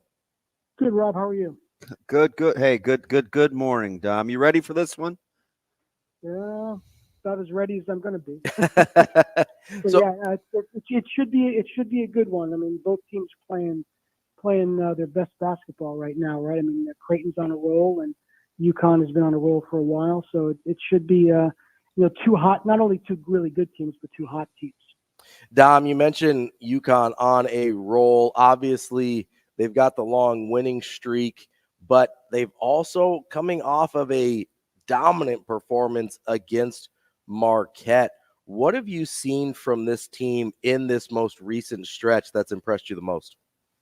Well, the thing that really impresses you is that they seem to be able to win games any way that they need to win or any way that the other team forces them to play it. They've won some rock fights. They've won some with some beautiful basketball. They've won some slow tempo. They've won some up tempo. They've won with their big men having big games. They've won with their guards having big games. And, they've won with depth and they've won without depth. So they've really been able to handle anything that's thrown at them and throw everything but the kitchen sink at their opponents. And it's very rare. I guess what all that amounts to is they're a very complete team. There isn't any one thing you could try to take away and necessarily expect to beat them with it. Dom, it seems like for the last maybe week and a half, and this is preceding the big time matchup. On this show, we were making different cases for different players of the year, and obviously Tristan comes up a ton for his role in kind of being the catalyst for UConn. But do you look at that as a little bit of a wild card tonight, that so many different pieces play a role in UConn's success, that on the road in a game like this tonight, you may need a definitive, clear-cut path if it gets down to crunch time? Well, I think if it does get down to crunch time, it's going to be Newton who's going to have the ball, and it's maybe a question as to whether he or Spencer shoots it. I like that. If it comes down, so if it comes down to that, it's going to be in Newton's hands, and it couldn't be in better hands. I mean, he was the point guard on a national championship team, and he's been the point guard all the way through here. So, you don't know what kind of stats he's going to have throughout the course of the game. They vary somewhat, although I think he's been the most consistently productive player that they've had. But, if it comes down to crunch time, he's going to have the ball. We're talking with Dom Amore of the Hartford Courant. Dom, I'm curious, I had some questions about this UConn team coming into the season. Obviously, they lost some major contributors from last year's national championship team, but they actually look better, at least through this point of the season, than they did last year. I know they got on that really good roll late, but they've kind of looked from start to finish like a better version of last year's team. Did you see this coming with as much production as they lost last year? Well, I didn't see them being better. I saw them being really good again. I saw them being in the hunt. I think part of that is I think maybe the Big East isn't quite at the level that it was last year when they lost 6 out of 8 conference games in January. It looked like it was heading that way when they lost at Seton Hall in their first conference game. But to your point, to lose 3 NBA players, 3 guys go to the NBA, and still be anywhere near as good, let alone better, at least record-wise, is a pretty remarkable achievement. It's something that is yet a new feather in Dan Hurley's cap as far as what he's able to do to build a program, stacked recruiting classes on top of the other. The players who came back got better. The freshmen that he's brought in have been useful. Certainly, Stefan Castle's been useful. He's been freshman of the week in the league. I think 7 out of the last 8. And Spencer is kind of the key. I mean, you didn't know what he was going to be like, but obviously he's a very, very well chosen transfer coming in from Rutgers. He's been really a big difference maker. So they were able to bring in the people to replace much of what they lost, and then the people that came back got better, and that made a difference. And if Klingon didn't get hurt for a bit and Castle didn't get hurt for a bit, they might be undefeated. So That's how good they've been. Dom, let me ask you something. Is there an advantage when you look at part 2 and how physically dominant UConn was in the old gym the first time around this year against Creighton versus part 2 and getting to make adjustments? Do you give an advantage to one coach, Hurley or Coach Mack, in terms of based on what happened and the way the first game was played as having an advantage? Well, I think what we've seen, over the last couple of years, I think any gap between those two has probably been closed. I mean, the way UConn's performed over the last, year or so and the adjustments that they've made and the way, Dan Hurley has prepared them, I don't think you can really put him at a disadvantage anymore against any coach, including Hall of Famers. But certainly he's had a lot of trouble beating, MAC teams in the past, and with good reason, because he's a heck of a coach. So I would say that, maybe if you asked me that question a year ago, I would say there'd be an advantage for Creighton. And now I think any advantage that there might have been is probably closed up between those two. But to speak to your point, certainly Creighton's at home. Certainly they have last game to look at. Certainly they're playing better now. So I would expect UConn to have a tough time in this game. I mean, of the games that they have remaining, this is probably the game that they would have the best chance of losing, because I think this is probably the toughest team and the toughest situation that they're going to face. Obviously they have to go to Marquette again, but I think this is going to be a tough game for UConn. I would be very surprised if this game goes like the last Creighton game or like what we saw on Saturday. Dom, as you obviously are very familiar with this UConn team, as you've seen Creighton and UConn match up before, is there anything you think Creighton has kind of at their disposal that would give UConn the most trouble tonight? Well, I think the key for them, Kalkbrenner didn't play great last time. No. It was Klingen's first game back, and he played very well.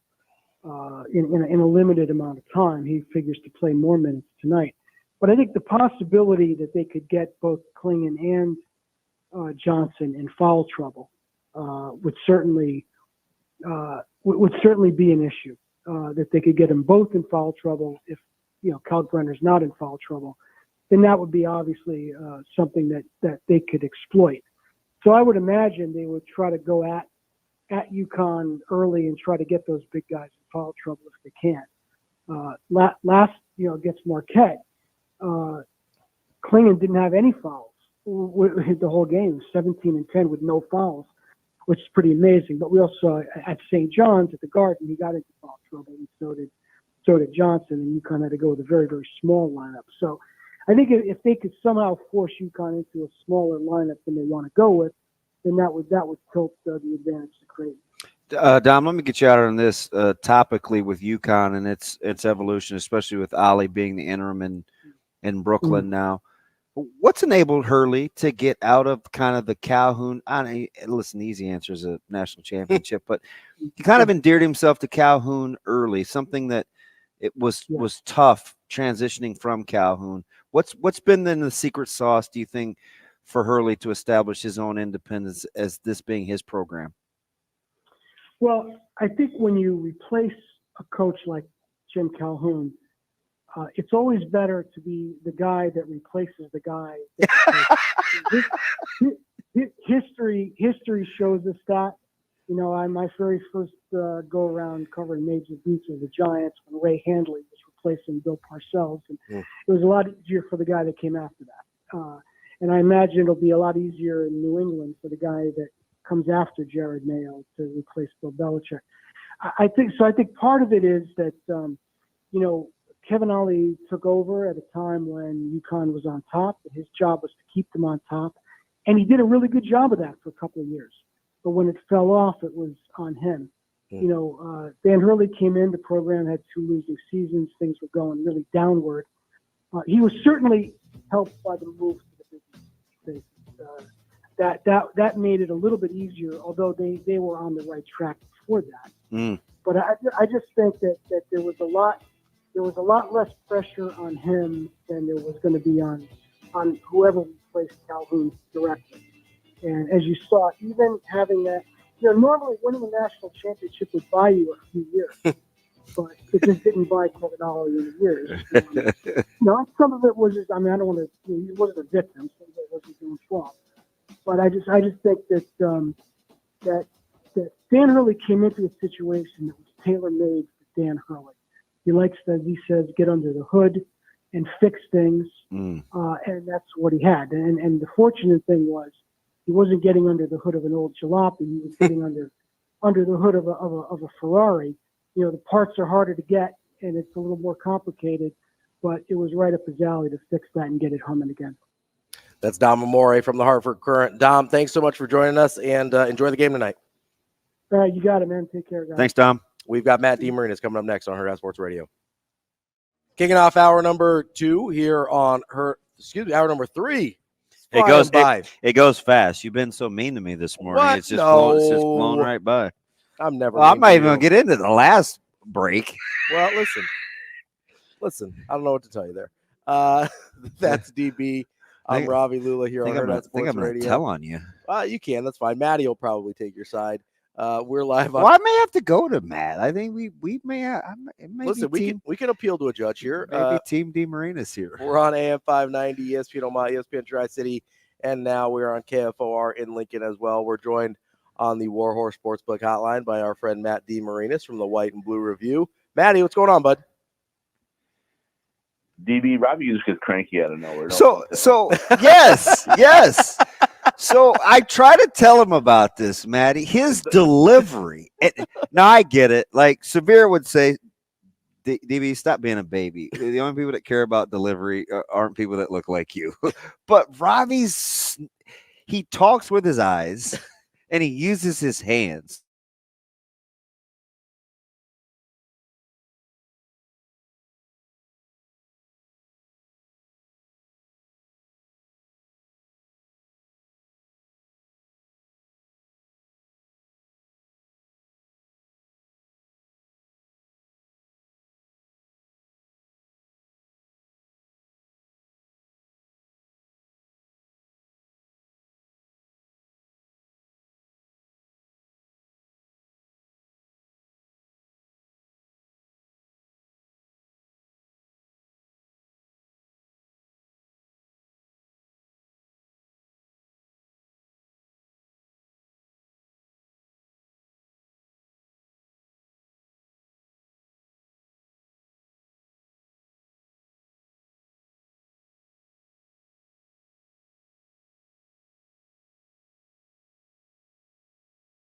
DB Robbie takes, Yeah. And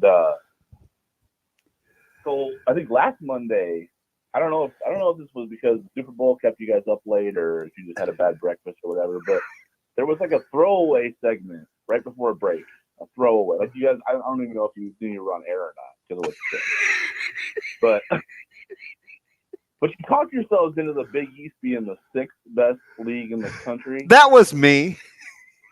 I don't know how you guys managed to pull that off, but we need to talk about it.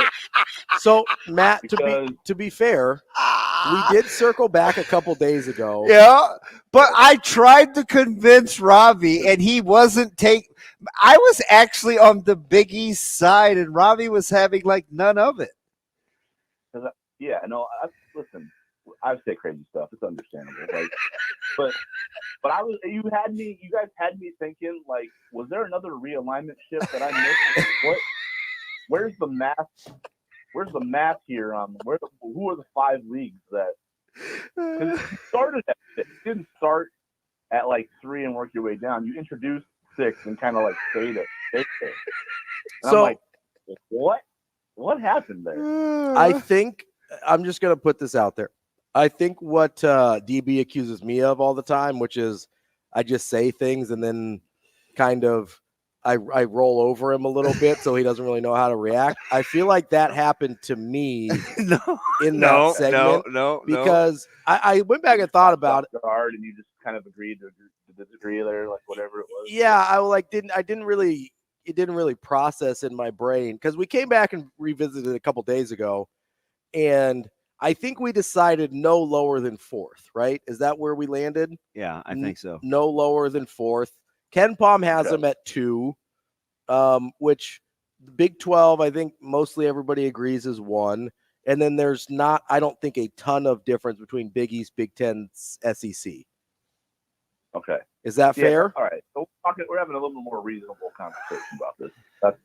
Yeah. That's all I wanted. Yeah. I felt like when you guys were starting at 6, I had to get you to a reasonable point. So you don't. So here's here's the thing. I think 5 may be debatable, right? Like if you go No. No. See, he blames me no, for the 6. because and then he's like, but Maddie, you heard this though. I asked him point blank. I said, let's say you go Big 12, Big 10. Okay.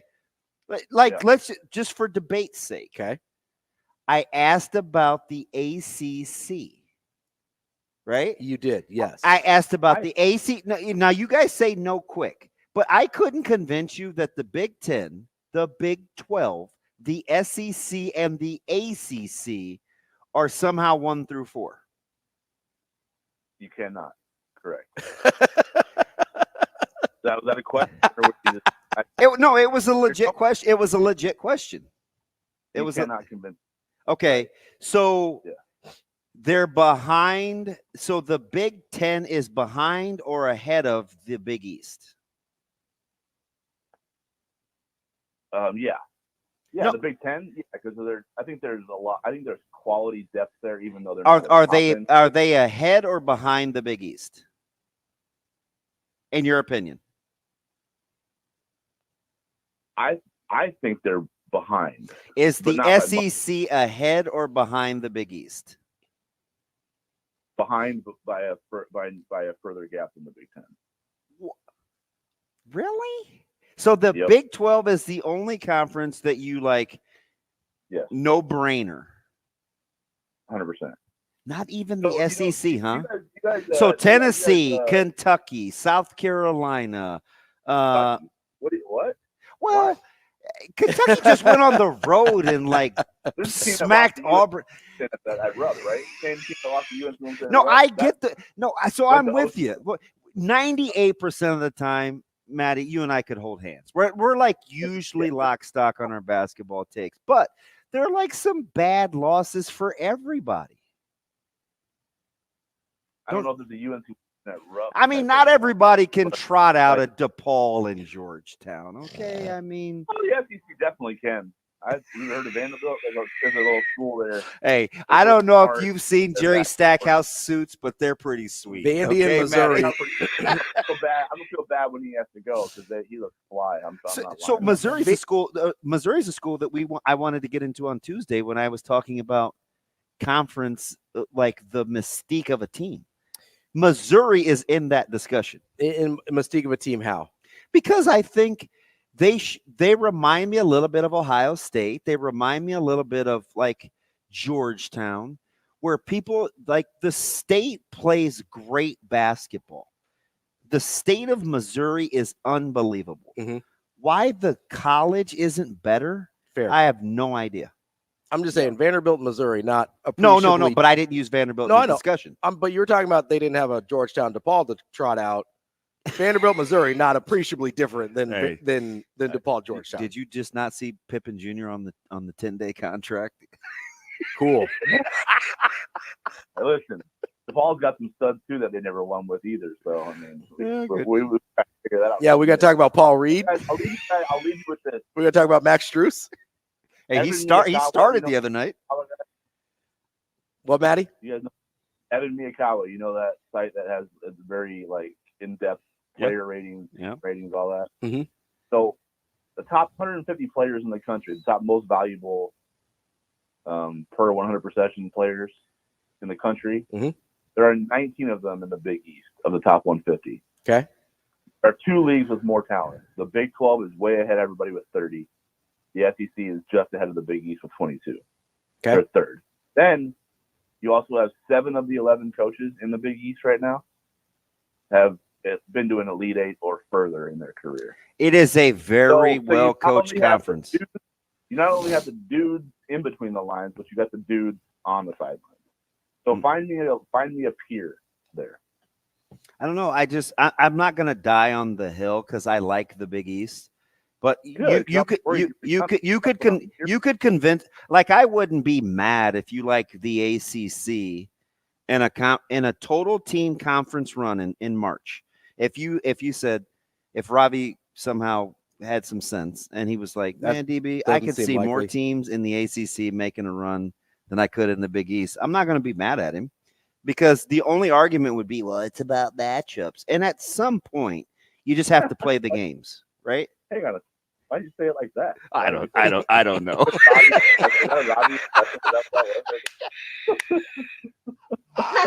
You mad? I feel like I'm catching a lot of strays this interview. That was a big stray, right? I wasn't expecting that. Oh, shoot.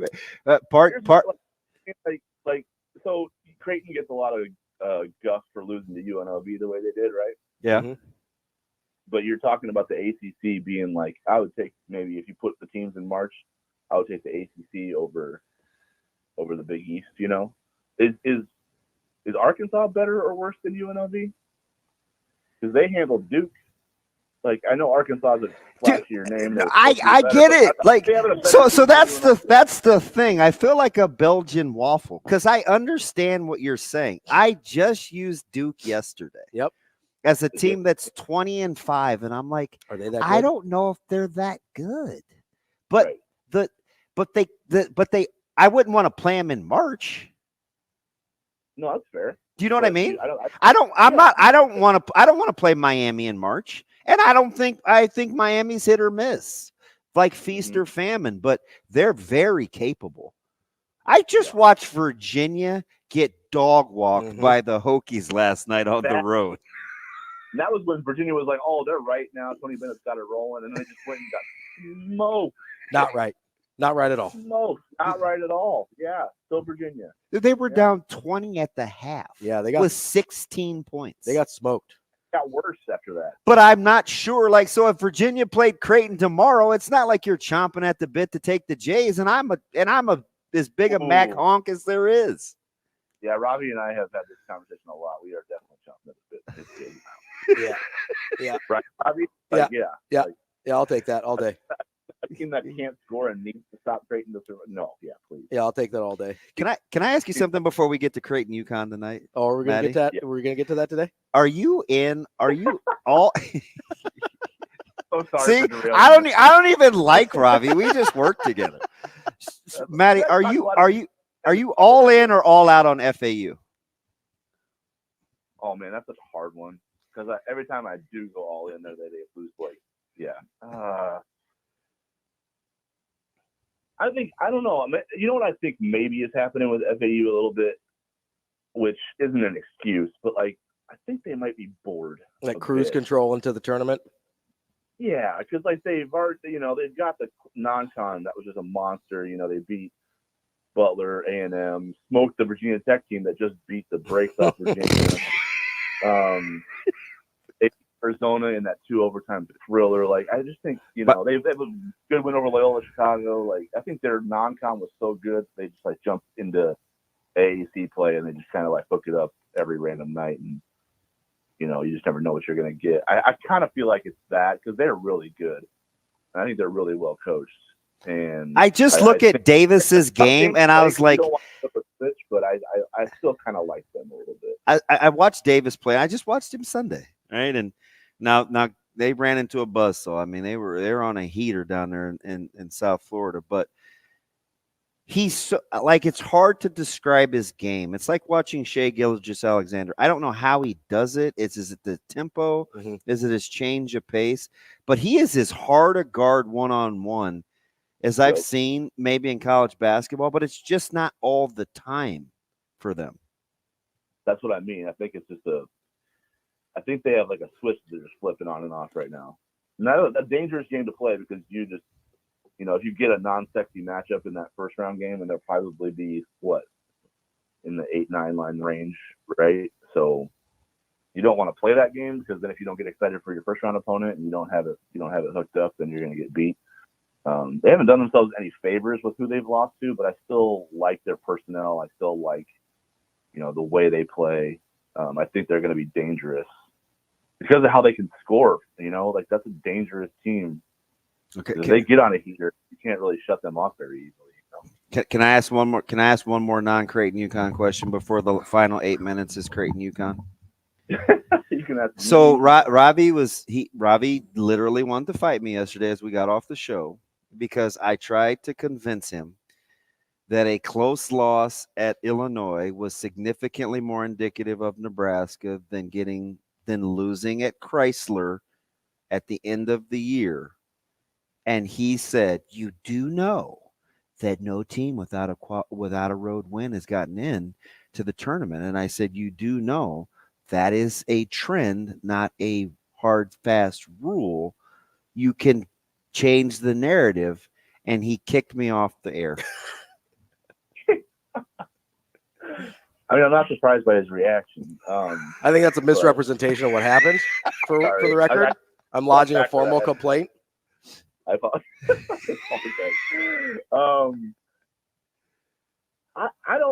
I think. No, I'm not going to sit on the fence here, but I think I would be in between both of those because I do think it's a problem that Nebraska has such a vast difference in performance level, road versus home. Mm-hmm. However, I think there's a lot of meat on that bone for Nebraska right now that is going to get them over the hump in a bubble conversation right now. Now they have to finish strong. Don't get me wrong. Like, they're in a weird position right now because they've already blown the doors off Michigan and Penn State, and then they have 5 games the rest of the way that they're going to be expected to win. Mm-hmm. With the exception of maybe Ohio State. We have one maybe exception, but even then, that you're going to go into that one as like a toss-up game. So, please win in Bloomington tomorrow. That's a tough spot to be in. I'm telling you. I know because there's no. It's like Crawford fighting Boots Ennis. There's no gain. Yeah. There's no upside. There's just no gain. It's all risk. Everything as a bubble team that they've already done is a weird position because they've already done the big stuff as a bubble team. Now they just have to not mess it up. That's a tough spot to be in because there are teams that they're going to play. Like Michigan's tough at Michigan. Yeah. We saw them push Michigan State. Ohio State just beat Purdue. Like Indiana, you don't know what team's going to show up on a given night.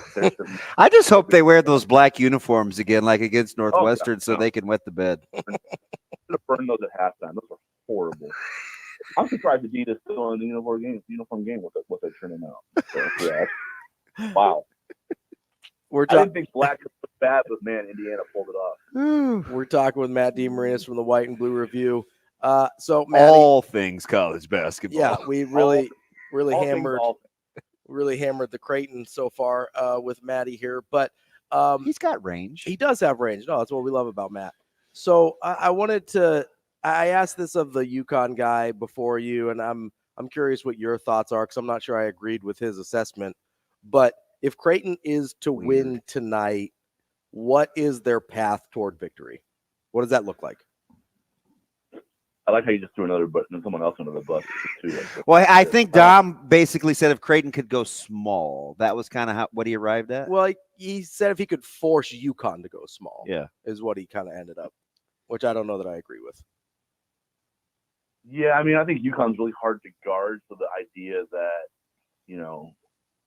that Caravan has to play the 5 for a little bit and stretch the floor, it creates some problems defensively, but nothing that Creighton hasn't seen before, like they've seen stretch bigs. I think so. Creighton's path to victory, I think, is just about the matchups because I think the dudes in this game are so good at each position when you break it down one to one that it's just about who. I don't know if it's going to come down to X's and O's as much as it's going to come down to the execution of that. Like, when you look at the way they're going to match up tonight with Newton versus Alexander and Spencer versus Ashworth and, Shireman versus Castle, like, where do you go for the path for Creighton? I think start the 5 on down. Like, Kalkbrenner has to be more involved than he was in the first matchup, and that starts with the guards getting him the ball, which was really hard for them to do in the first one.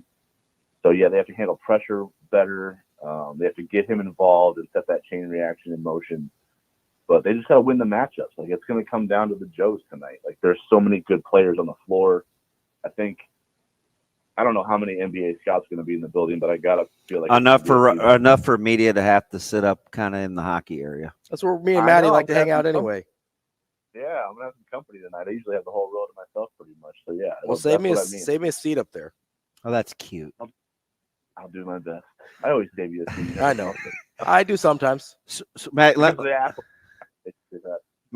me ask you something. Who's your Big East player of the year? I know we talked about Tristan last week, but I mean Baylor has to, and I agreed with Nick yesterday. Baylor has to enter into that conversation, as does Kolick. Like, who's your Big East player of the year right now? Right now it's Tristan Newton, but tonight for me is a chance. Like, I think Tristan Newton can end it tonight. I think Baylor Shireman can like say game on tonight. That's what I think is not there. Like, Baylor is playing so well right now.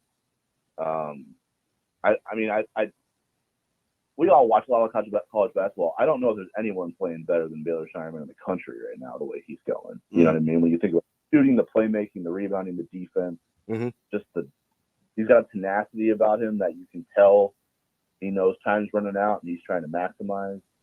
Like, he's a dangerous dude out there right now. And I think, he deserves a lot of recognition for the way he's playing, because I'm not sure there's anyone in the country right now doing it at a higher level during this stretch. So I think tonight, Tristan Newton's coming in as the front runner, the odds-on favorite because of the body of work that he's put in so far. But I think if Baylor Shireman has another big one tonight and Creighton wins, then I think it's going to be a heated race down the stretch. Matt, a couple minutes left here. Are you surprised at the seeming leap that Baylor's taken this year? Because I thought I had a pretty good grasp on who he was as a player, but especially at his age, I was like, he kind of is who he is, probably not going to change many scouts' mind about who he is or can be at the next level, but he's kind of changed my mind about who I think he is or could be at the next level. Yeah, that's a good question. I don't know if I am. I don't know if surprise is the word, because I knew he was putting in work, and talking to him when they hit preseason camp, and you could see that his body had transformed. Like, he does look. It does look good. First game of the season, I was like, he looks different. Yeah, it does. That's what I mean. It's not always noticeable, the work that guys put in, especially when they're that age. Like, usually it's marginal, and then it's you kind of have to see. Like, when we got back to when they started fall camp and you saw what he was, how he looked, you just said, oh man, that guy did something this offseason. And then the other part of it is too, with the way the roster is constructed, he gets to be more Baylor Shireman like that we saw at South Dakota State. So you're adding a year of experience at a higher level. He's clearly made some physical improvements, and now he's putting that in to the body that was all the skills we saw at South Dakota State. So I think there's been a lot of enhancement there from him. He's worked really hard, and seeing all that made me think that he was capable of blowing up like this. To see it be this consistent night to night down the stretch of a season and the hardest part of the schedule is where the incredible surprising part comes in, I think, because he's just been rough solid. That's Matt DeMarinis from the White and Blue Review. After him and DB got done blaspheming me, we got a good 4 minutes of Creighton talk in there. Maddie, I will very likely see you tonight, so enjoy your day, and maybe we'll have some words about how this interview went down when I come up to hang out. Always a pleasure, Maddie. I'm gonna get it. Always a pleasure. Appreciate you, Maddie. That's Matt DeMarinis from the White and Blue Review. Coming up next, we've got more of the Hurrdat Sports Radio here on AM 590 ESPN Omaha, ESPN Tri-Cities, KFOR in Lincoln. We're back here on AM 590 ESPN Omaha, ESPN Tri-Cities. Team Natasha. KFOR in Lincoln. I'm Ravi Lulla. That's DB. This is Hurrdat Sports Radio. We're going to try and not get kicked off the air today. Doing our best here. DB's trying to figure out what he's making for dinner. I'm just it's weird. I'm just kind of laughing because you and DeMarinis, your relationship Yeah. is a lot like me and Oklahoma, Tyler. So you know what's funny? I have known Matt for a very long time. We go back to like 2012-ish. Yeah. He was actually dating my ex-wife's maid of honor when we got married. That's so like that's weird. Yeah. And so like both of those relationships long gone. Yeah. But me and Maddie still think it's thieves. Yeah. I think T Mose was probably 14. Okay. 2014. Yeah. And it's weird. At the end of the day, we usually agree. We arrive at it from much different places, though. Yeah, like your thought processes. Yeah. I gave T-Mose a ride home from one of your football games one time. He's a great dude. He well, not home. I gave him a ride to his car. They were so it was the Millard South game. He's a big I'll figure it out guy. Yeah. You know, like I don't know how much actual planning goes in. He's very spontaneous. Yeah. It is the total opposite of me. Like I'm yeah, I want to know what I'm getting into. And he makes fun of me for that, right? But he's a little more adaptable. Yeah, that's not me. He no, it was at Westside Millard South. That was freezing. Right. So I'm hanging out with him and his football. Yeah. I was hanging out with him and his kid on the sideline. And Hollywood. They apparently they were up at like DJ's up on Q. Yeah. And caught a ride probably. Yeah, they Ubered down because they're like shocker. Well, so they got done with dinner late, and he's like, we're not gonna find a place to park. Dude, his kids have been taking Uber since I don't even know how, but since they've been like 9. I don't even think Uber existed then. But I can't even make fun of him because he was willing to pick Micah up the other night. So like I don't knock his hustle. No, and then I was like, guys, I can just give you a ride. It's not a big deal. And he's like, all right, let's do it. I didn't even knock the hustle. I wonder what district games he's going to. Well, you got districts this weekend with Saturday. Yeah, we'll have the winner of Northwest and somebody. You guys have a bye. Yep, but Brian is the 2. Okay. In our district. So, and I think they have Papillion maybe. Okay. Who's kind of Jekyll and Hyde. Papillion, they have some good wins and some very strange losses, but I think we have the winner in that district. So A3, because they are the 3 seed. We have, I don't know why this won't blow up, and Lord knows I cannot read. So you gotta get those glasses on, man. So they're on my dash. Oh, well, that's not helpful. That's not helpful right now. Well, I lost my good ones, and so I had to go to Pisons and get some knockoffs from Burzol. No, Brian has Millard West. Well, he has like 7 pair. Do you guys have like the same like prescription? Like or are they just readers? They're readers. Oh, okay, so they're not like prescription. Yeah, glasses. so he has a case. I don't know if they're ones that people have left in there. They're ones that he uses. He just has a collection of readers. And he's like, hey, they're in my case at the end of the bar. Go look. And it's like 9 o'clock or whatever. Of course, I'm not working. And I'm like, gosh, I have a big head. Like, these are why I want to find the black horn rim ones that Severe gave me, but I can't find them. Steve Sipple would tell great stories about how he would have readers. He has 1,000. He has like 1,000. And sometimes he'd wear his wife's. So as long as you're not wearing Jay's readers. So Sip wears the chain around his. Yep. For his readers? Yes. Oh my God. That's like the oldest man thing you can do. Like he has a reader. Man, I thought it was old womanish. Is it a gender thing? I don't know. I don't know that it is. Because I'm like, it's certainly an age thing. I don't have I'm not secure enough to like do that in public. But he's like, I don't lose them that way. You gotta try it. You're on your like 9th pair. I'm like, pot me kettle. Like you have about 37 of these. But yeah, so I very particular. So Millard West is at the bottom. So we have the plan of Benson, Bell East. Okay. And Brian is the 2. Okay, that's not bad. No, it's not. It's manageable. And A1, it is Bell West, the Columbus, Millard, Omaha South Plan, North Star, and Westview. Oh, Westview got a tough draw. Yeah, that makes sense. Millard North has shout out to my guy Spencer, head coach over at Westview. The play-in of Lincoln High, Bellevue East. No, he's 2-3 is Southwest and Millard South. Yeah. A4 1 seed is Omaha North. The A5 1 seed is Central. The A6 1 seed is Prep. Wow, that's dicey.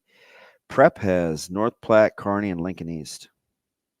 Oof, that's a little rough. A7, and they get more difficult as you get down, right? Yeah. So that makes sense. But A7 is Pius, Grand Island, Gretna. How is Gretna in A7 at 18-5? That's tough. They're good. Yeah, they are good. Like, that's a dangerous team. I did not realize Gretna was in A7 all the way down there. Oh, that's tough. Yeah, that's not an easy draw. No, but it's doable. Like Pius, Grand Island, Gretna, and Northeast. Yeah, I suppose. If you're yeah, into that so kind of thing. we don't play until Saturday. I wanted to ask. I kind of got on this earlier in the show, but I wanted to, since we got one of my least favorite coaches coming to town tonight. And, why do you guys hate on Hurley? One, because he's a baby. Stop. He whines about everything. He is such a whiner. Don't like it. Not a fan. So you rather he be a little more composed. Keep your stuff together, man. But then go ham and pressers like Matt Painter or somebody? Or? No, I mean, I don't need him. He goes ham all over the place. Not a fan. Get your stuff together, bud. You're an adult. Wow. You're like balding. You got the gray hair. Like you should have your stuff more together at this point. Ravi here for anti-Hurley. Yeah, not a big hurt. And here's the other thing. So this is why I like him less than Shaka Smart, because I think Shaka's a baby too. But here's why I like him less than Shaka Smart. I do not respect the way he coaches basketball. I think he's very good at it. I do not respect the style of play that he coaches at all. Why? Because his entire goal is to make it not a basketball game. Clutch and touch. That is the entire point. He's trying to make it as less of a basketball game as possible, and that's how he wins. I don't respect that from anyone, not just Hurley, but then he's a baby on top of it. Get him out of my face. Out on Hurley. No, thank you. At least, Shaka's also a baby, and he might be more annoying than Hurley, but I respect his style of play a little bit more. Yeah. Like, barely. The Hurley is 3 strikes. You're out. Get out of here. I hate it. I hate guys that coach basketball in a way that prevents people from playing basketball. And it's kind of the antithesis of who the Jays are. Exactly. Because they're notorious for defending without fouling. Yeah. And because the entire thing with Hurley and guys like Hurley are, we're going to foul you so much they can't call all of it. How does Creighton get away with tonight without playing as many players as UConn obviously will run at them? I mean, it's a pacing thing at that point, right? So your big four is going to get 30 minutes. Probably like 38 if we're being real. We're just being safe. Yeah, I mean, 30 is what they get in a blowout. Like 30 is when they got a night off. Like, I would not be surprised if Baylor plays 40. I would not be surprised if Kalkbrenner plays 38. Now, it depends on, they maybe like Jason Green a little bit more than they liked Fred King. So maybe you get Kalkbrenner down to like 34, get a couple Isaac Trout minutes in there as well. But Baylor's playing 40. I don't know how you take him off the floor. Trey's probably playing 40. I don't know how you take him off the floor. You're going to have Ashworth probably 30. North of 30. I was going to say 32, 34. And Kalkbrenner's going to be at 32, 34. After that, okay, what does Francisco Farabello bring you, if anything? Can Jason – this will be like a real test for Jason Green. I'm excited because I felt like I was lobbying for him early in the offseason. Yeah. And people accused then he hurt me his of hand. just because I like him, and that wasn't it, right? Like, again, I try to tell people I'd rather be right than well liked. Yeah, absolutely. And so, because if you're right enough, people like you eventually. And or maybe I'll be so secure at some point that I won't care. I was gonna say, or you can rest on the fact that, like, hey, I'm always right. Listen, I'm batting 900. You can hate me. No, but I am very, very happy to see him playing well because he's a fantastic person. Yeah, and I think I'm gonna really interested to see what he looks like in this game. Because he can really help you defensively. He can really help Creighton if he's a tremendous rebounder. And he doesn't need the ball. Yeah. Creighton, that sounds a lot like his high school career. Absolutely. And he was great in high school. Yeah. I'm a big Jason Green guy. I think we would have seen him a lot more if it weren't for the injury at the start of the season, because I think they were high on him too. Coming up next, I do want to do some Hurrdat Hot Seat. Do you have a least likable Big East coach? Do you have one? Anybody? Oh, I do. Okay, we'll get to that. It's pretty easy. That's fair. Is it Patino? Yes. Fair. All right, we've got Hurrdat Hot Seat. It's always been. Hurrdat Hot Seat coming up next on Hurrdat Sports Radio. Wrapping up the show here on Hurrdat Sports Radio, AM 590, ESPN Omaha, ESPN Tri-Cities, KFOR in Lincoln. We're live from the Hurrdat Sports Bar and Grill. You can catch us on Twitter, Facebook, and YouTube as well. Want to remind you that the 11th annual Team Jack Gala presented by Fat Brain Toys is coming up on February 24th in Lincoln. The event will feature Bryant Young, Pro Football Hall of Famer, as the keynote speaker. Bryant was dominant at Notre Dame and then played 14 seasons for my San Francisco 49ers as well.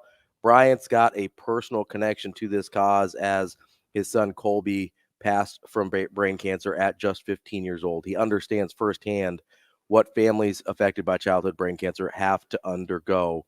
If you want to be a part of the 11th annual gala or want to just help out Team Jack Foundation in general, go to teamjackfoundation.org. You can donate. You can check out their events. You can also get hooked up with that 11th annual Team Jack Gala. Again, that's teamjackfoundation.org. All right, DB. All right, Ravi.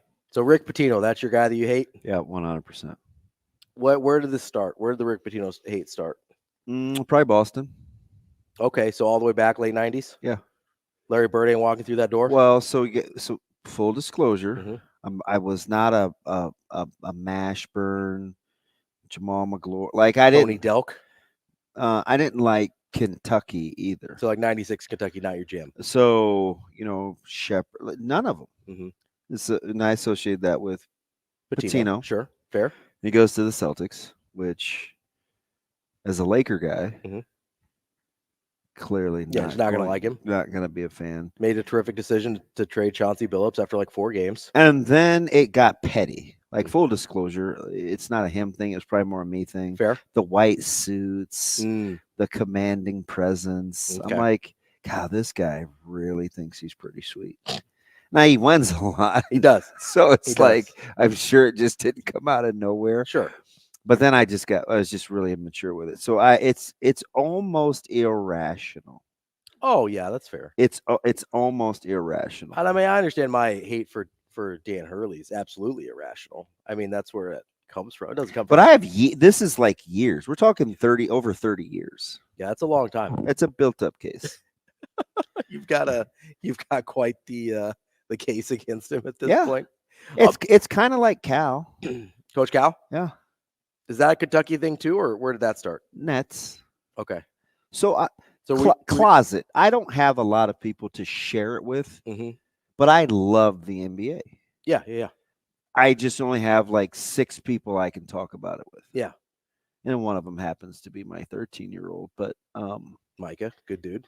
Oh yeah, a tough hang. No, I got some doozies for you. Yeah, he's on a roll. He's on a roll. But so the NBA. I go back a long ways. Just the other day when I dropped the Roy Sparrow reference on here, you're like, Roy Sparrow, do I know that name? And I can't remember why we were talking about sparrows, but I don't remember. I looked up Roy Sparrow and I was just showing you. I was like, oh, I was a big Bernard King guy, so. A lot of my sentiment comes from stuff way back. I don't have any, like, my most recent disdain for somebody is probably LeBron. Oh. Which is relatively current. Interesting. Where did that start? I don't know. I know you were never a fan of him on the Lakers, but you disliked him well before that. Where did that come from? I just didn't like it. I didn't like the way that he played. I felt like, and this is weird, but just stylistically how he played? Okay. Which fits with the way that I critique running backs, the way that it just doesn't hit your eye right? Yeah. That was my argument the other day with Lulla. I thought he had the skill set to play a different way. You used to lobby for a guy. I did. That choked on his own assist in an all-star game. He did. He choked. He pinned it against the rim. Yeah. Because he's like 271 pounds. Yeah, not in good shape, which makes me mad. He plays a style that I really hate, and I don't think leads to winning basketball. He's probably my most. Yeah, LeBron is probably like where I was just like, yeah, I'm all out. You're just not a fan? Yeah. Hmm. And nobody's graduating from his school either. Like that's concerning. It's just, I mean, there's a lot. Yeah. Right. It just didn't come out of thin air. Okay. That's not where I was gonna go with this. That's fine though. I did want to ask a question because our guy Matt DeMarinis, who we was talking to, that we were talking to earlier. By the way, is a big fan of Aquaman, so he and I have a. Yeah, you guys are both DC weirdos. I don't know what that's all about. People hate on Aquaman, and I think it's unfair. No, the movie was pretty good. The first one. No, the movie was terrible, but the character is legit. You didn't like the movie? No. Not a Jason Momoa guy? He's okay. Yeah. I thought it was okay. I liked him in C. Have you ever seen C? No. I heard that's like an Apple TV show, right? I like that. Okay. The character gets a bad rep. I mean, he's one of the characters, especially in the DC world, where if you see a meme or something, it's going to be Aquaman like riding a swordfish and something just like something weird. I mean, it's just Aquaman just does. He gets a bad rep. I don't know. He does look a little goofy in some of the comics. Yeah, he looks a little goofy. I'm a big Aquaman guy. Okay, fair. That's being a. Plus, I love the water. Being a contrarian. I love the water. Really? I love orcas. I love sharks. That's true. You do. And it helps my guy from Norwalk plays. I'm Aquaman. So yeah, Jason Momoa. That's your guy from Iowa there. I was gonna make a joke that I'm not gonna make. Yeah. We've almost made it 2 weeks without. Now I knew we were gonna get some calls the other day, especially after the Indian wedding thing, but I think we're okay. I don't know what you're talking about. Dude said extra. I mean, a little bit. So Matt was on his Blue Jay Beat pod after the game with our guy Jacob Padilla, and I put out the bat signal for JP. That's because you're still trying to get your tweet fixed, right? Listen, it's officially Jimmy the Crickets. Yeah, he's ghosting you at this point, I think. Yeah, not a. He's probably just getting up. If that. Phoenix didn't play last night. No, he doesn't sleep much. At least not during normal people hours. Yeah, good point. He's got like 3 days to catch up on his sleep before the NBA kicks up again. He's got an alternative schedule. No, they asked a question I thought was interesting. We got a few minutes here. If you could we're going to take Doug McDermott out of the equation. Mm-hmm. Okay, because that's too easy of an answer. If you could take any player besides Doug from a Greg McDermott team and put him on this year's team. Mo Watson. Really? Yeah. I thought about Mo. So here's the thing. I think Baylor could be unbelievable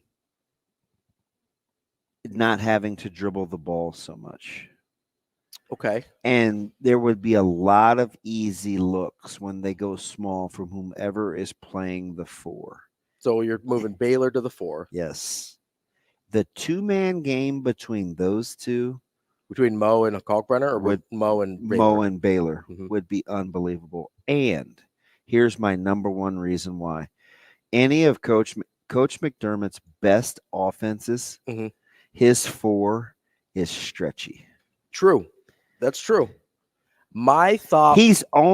You can't match that dude on the dry erase board when his 4 can shoot.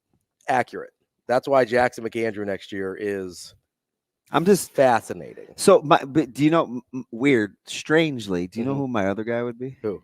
Kyrie Thomas. So Kyrie was one of I thought either Kyrie or weirdly, I think Damian Jefferson helps this team a lot. Toughness. He can't score. Wing yeah. His last year he was better there. But you got to put him with these guys. No, I understand. But okay, so you've got like who's he taking shots from in this offense? Like Mason Miller, basically. Okay, but Mason Miller played 6 minutes the other night. Fair.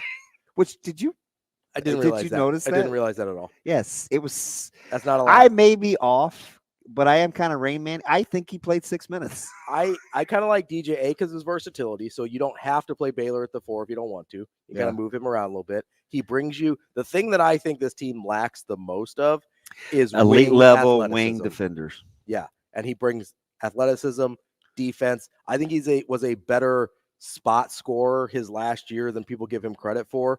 Kyrie's a terrific answer also, because if you think of, okay, let's put Kyrie Trey Alexander and Ryan Kalkbrenner defensively on the floor at the same time. And you don't have to run any set pieces for Kyrie. No, and he can score a little bit. He's got his jumper was really good by the time he left here. He could take people off the dribble a little bit.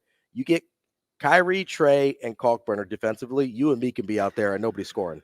Yeah, I don't know about me, but maybe you. And plus, I'm just fouling. The other thing that I love about Kyrie, yeah, and this is just on a personal level, doesn't need a babysitter. No, not at all.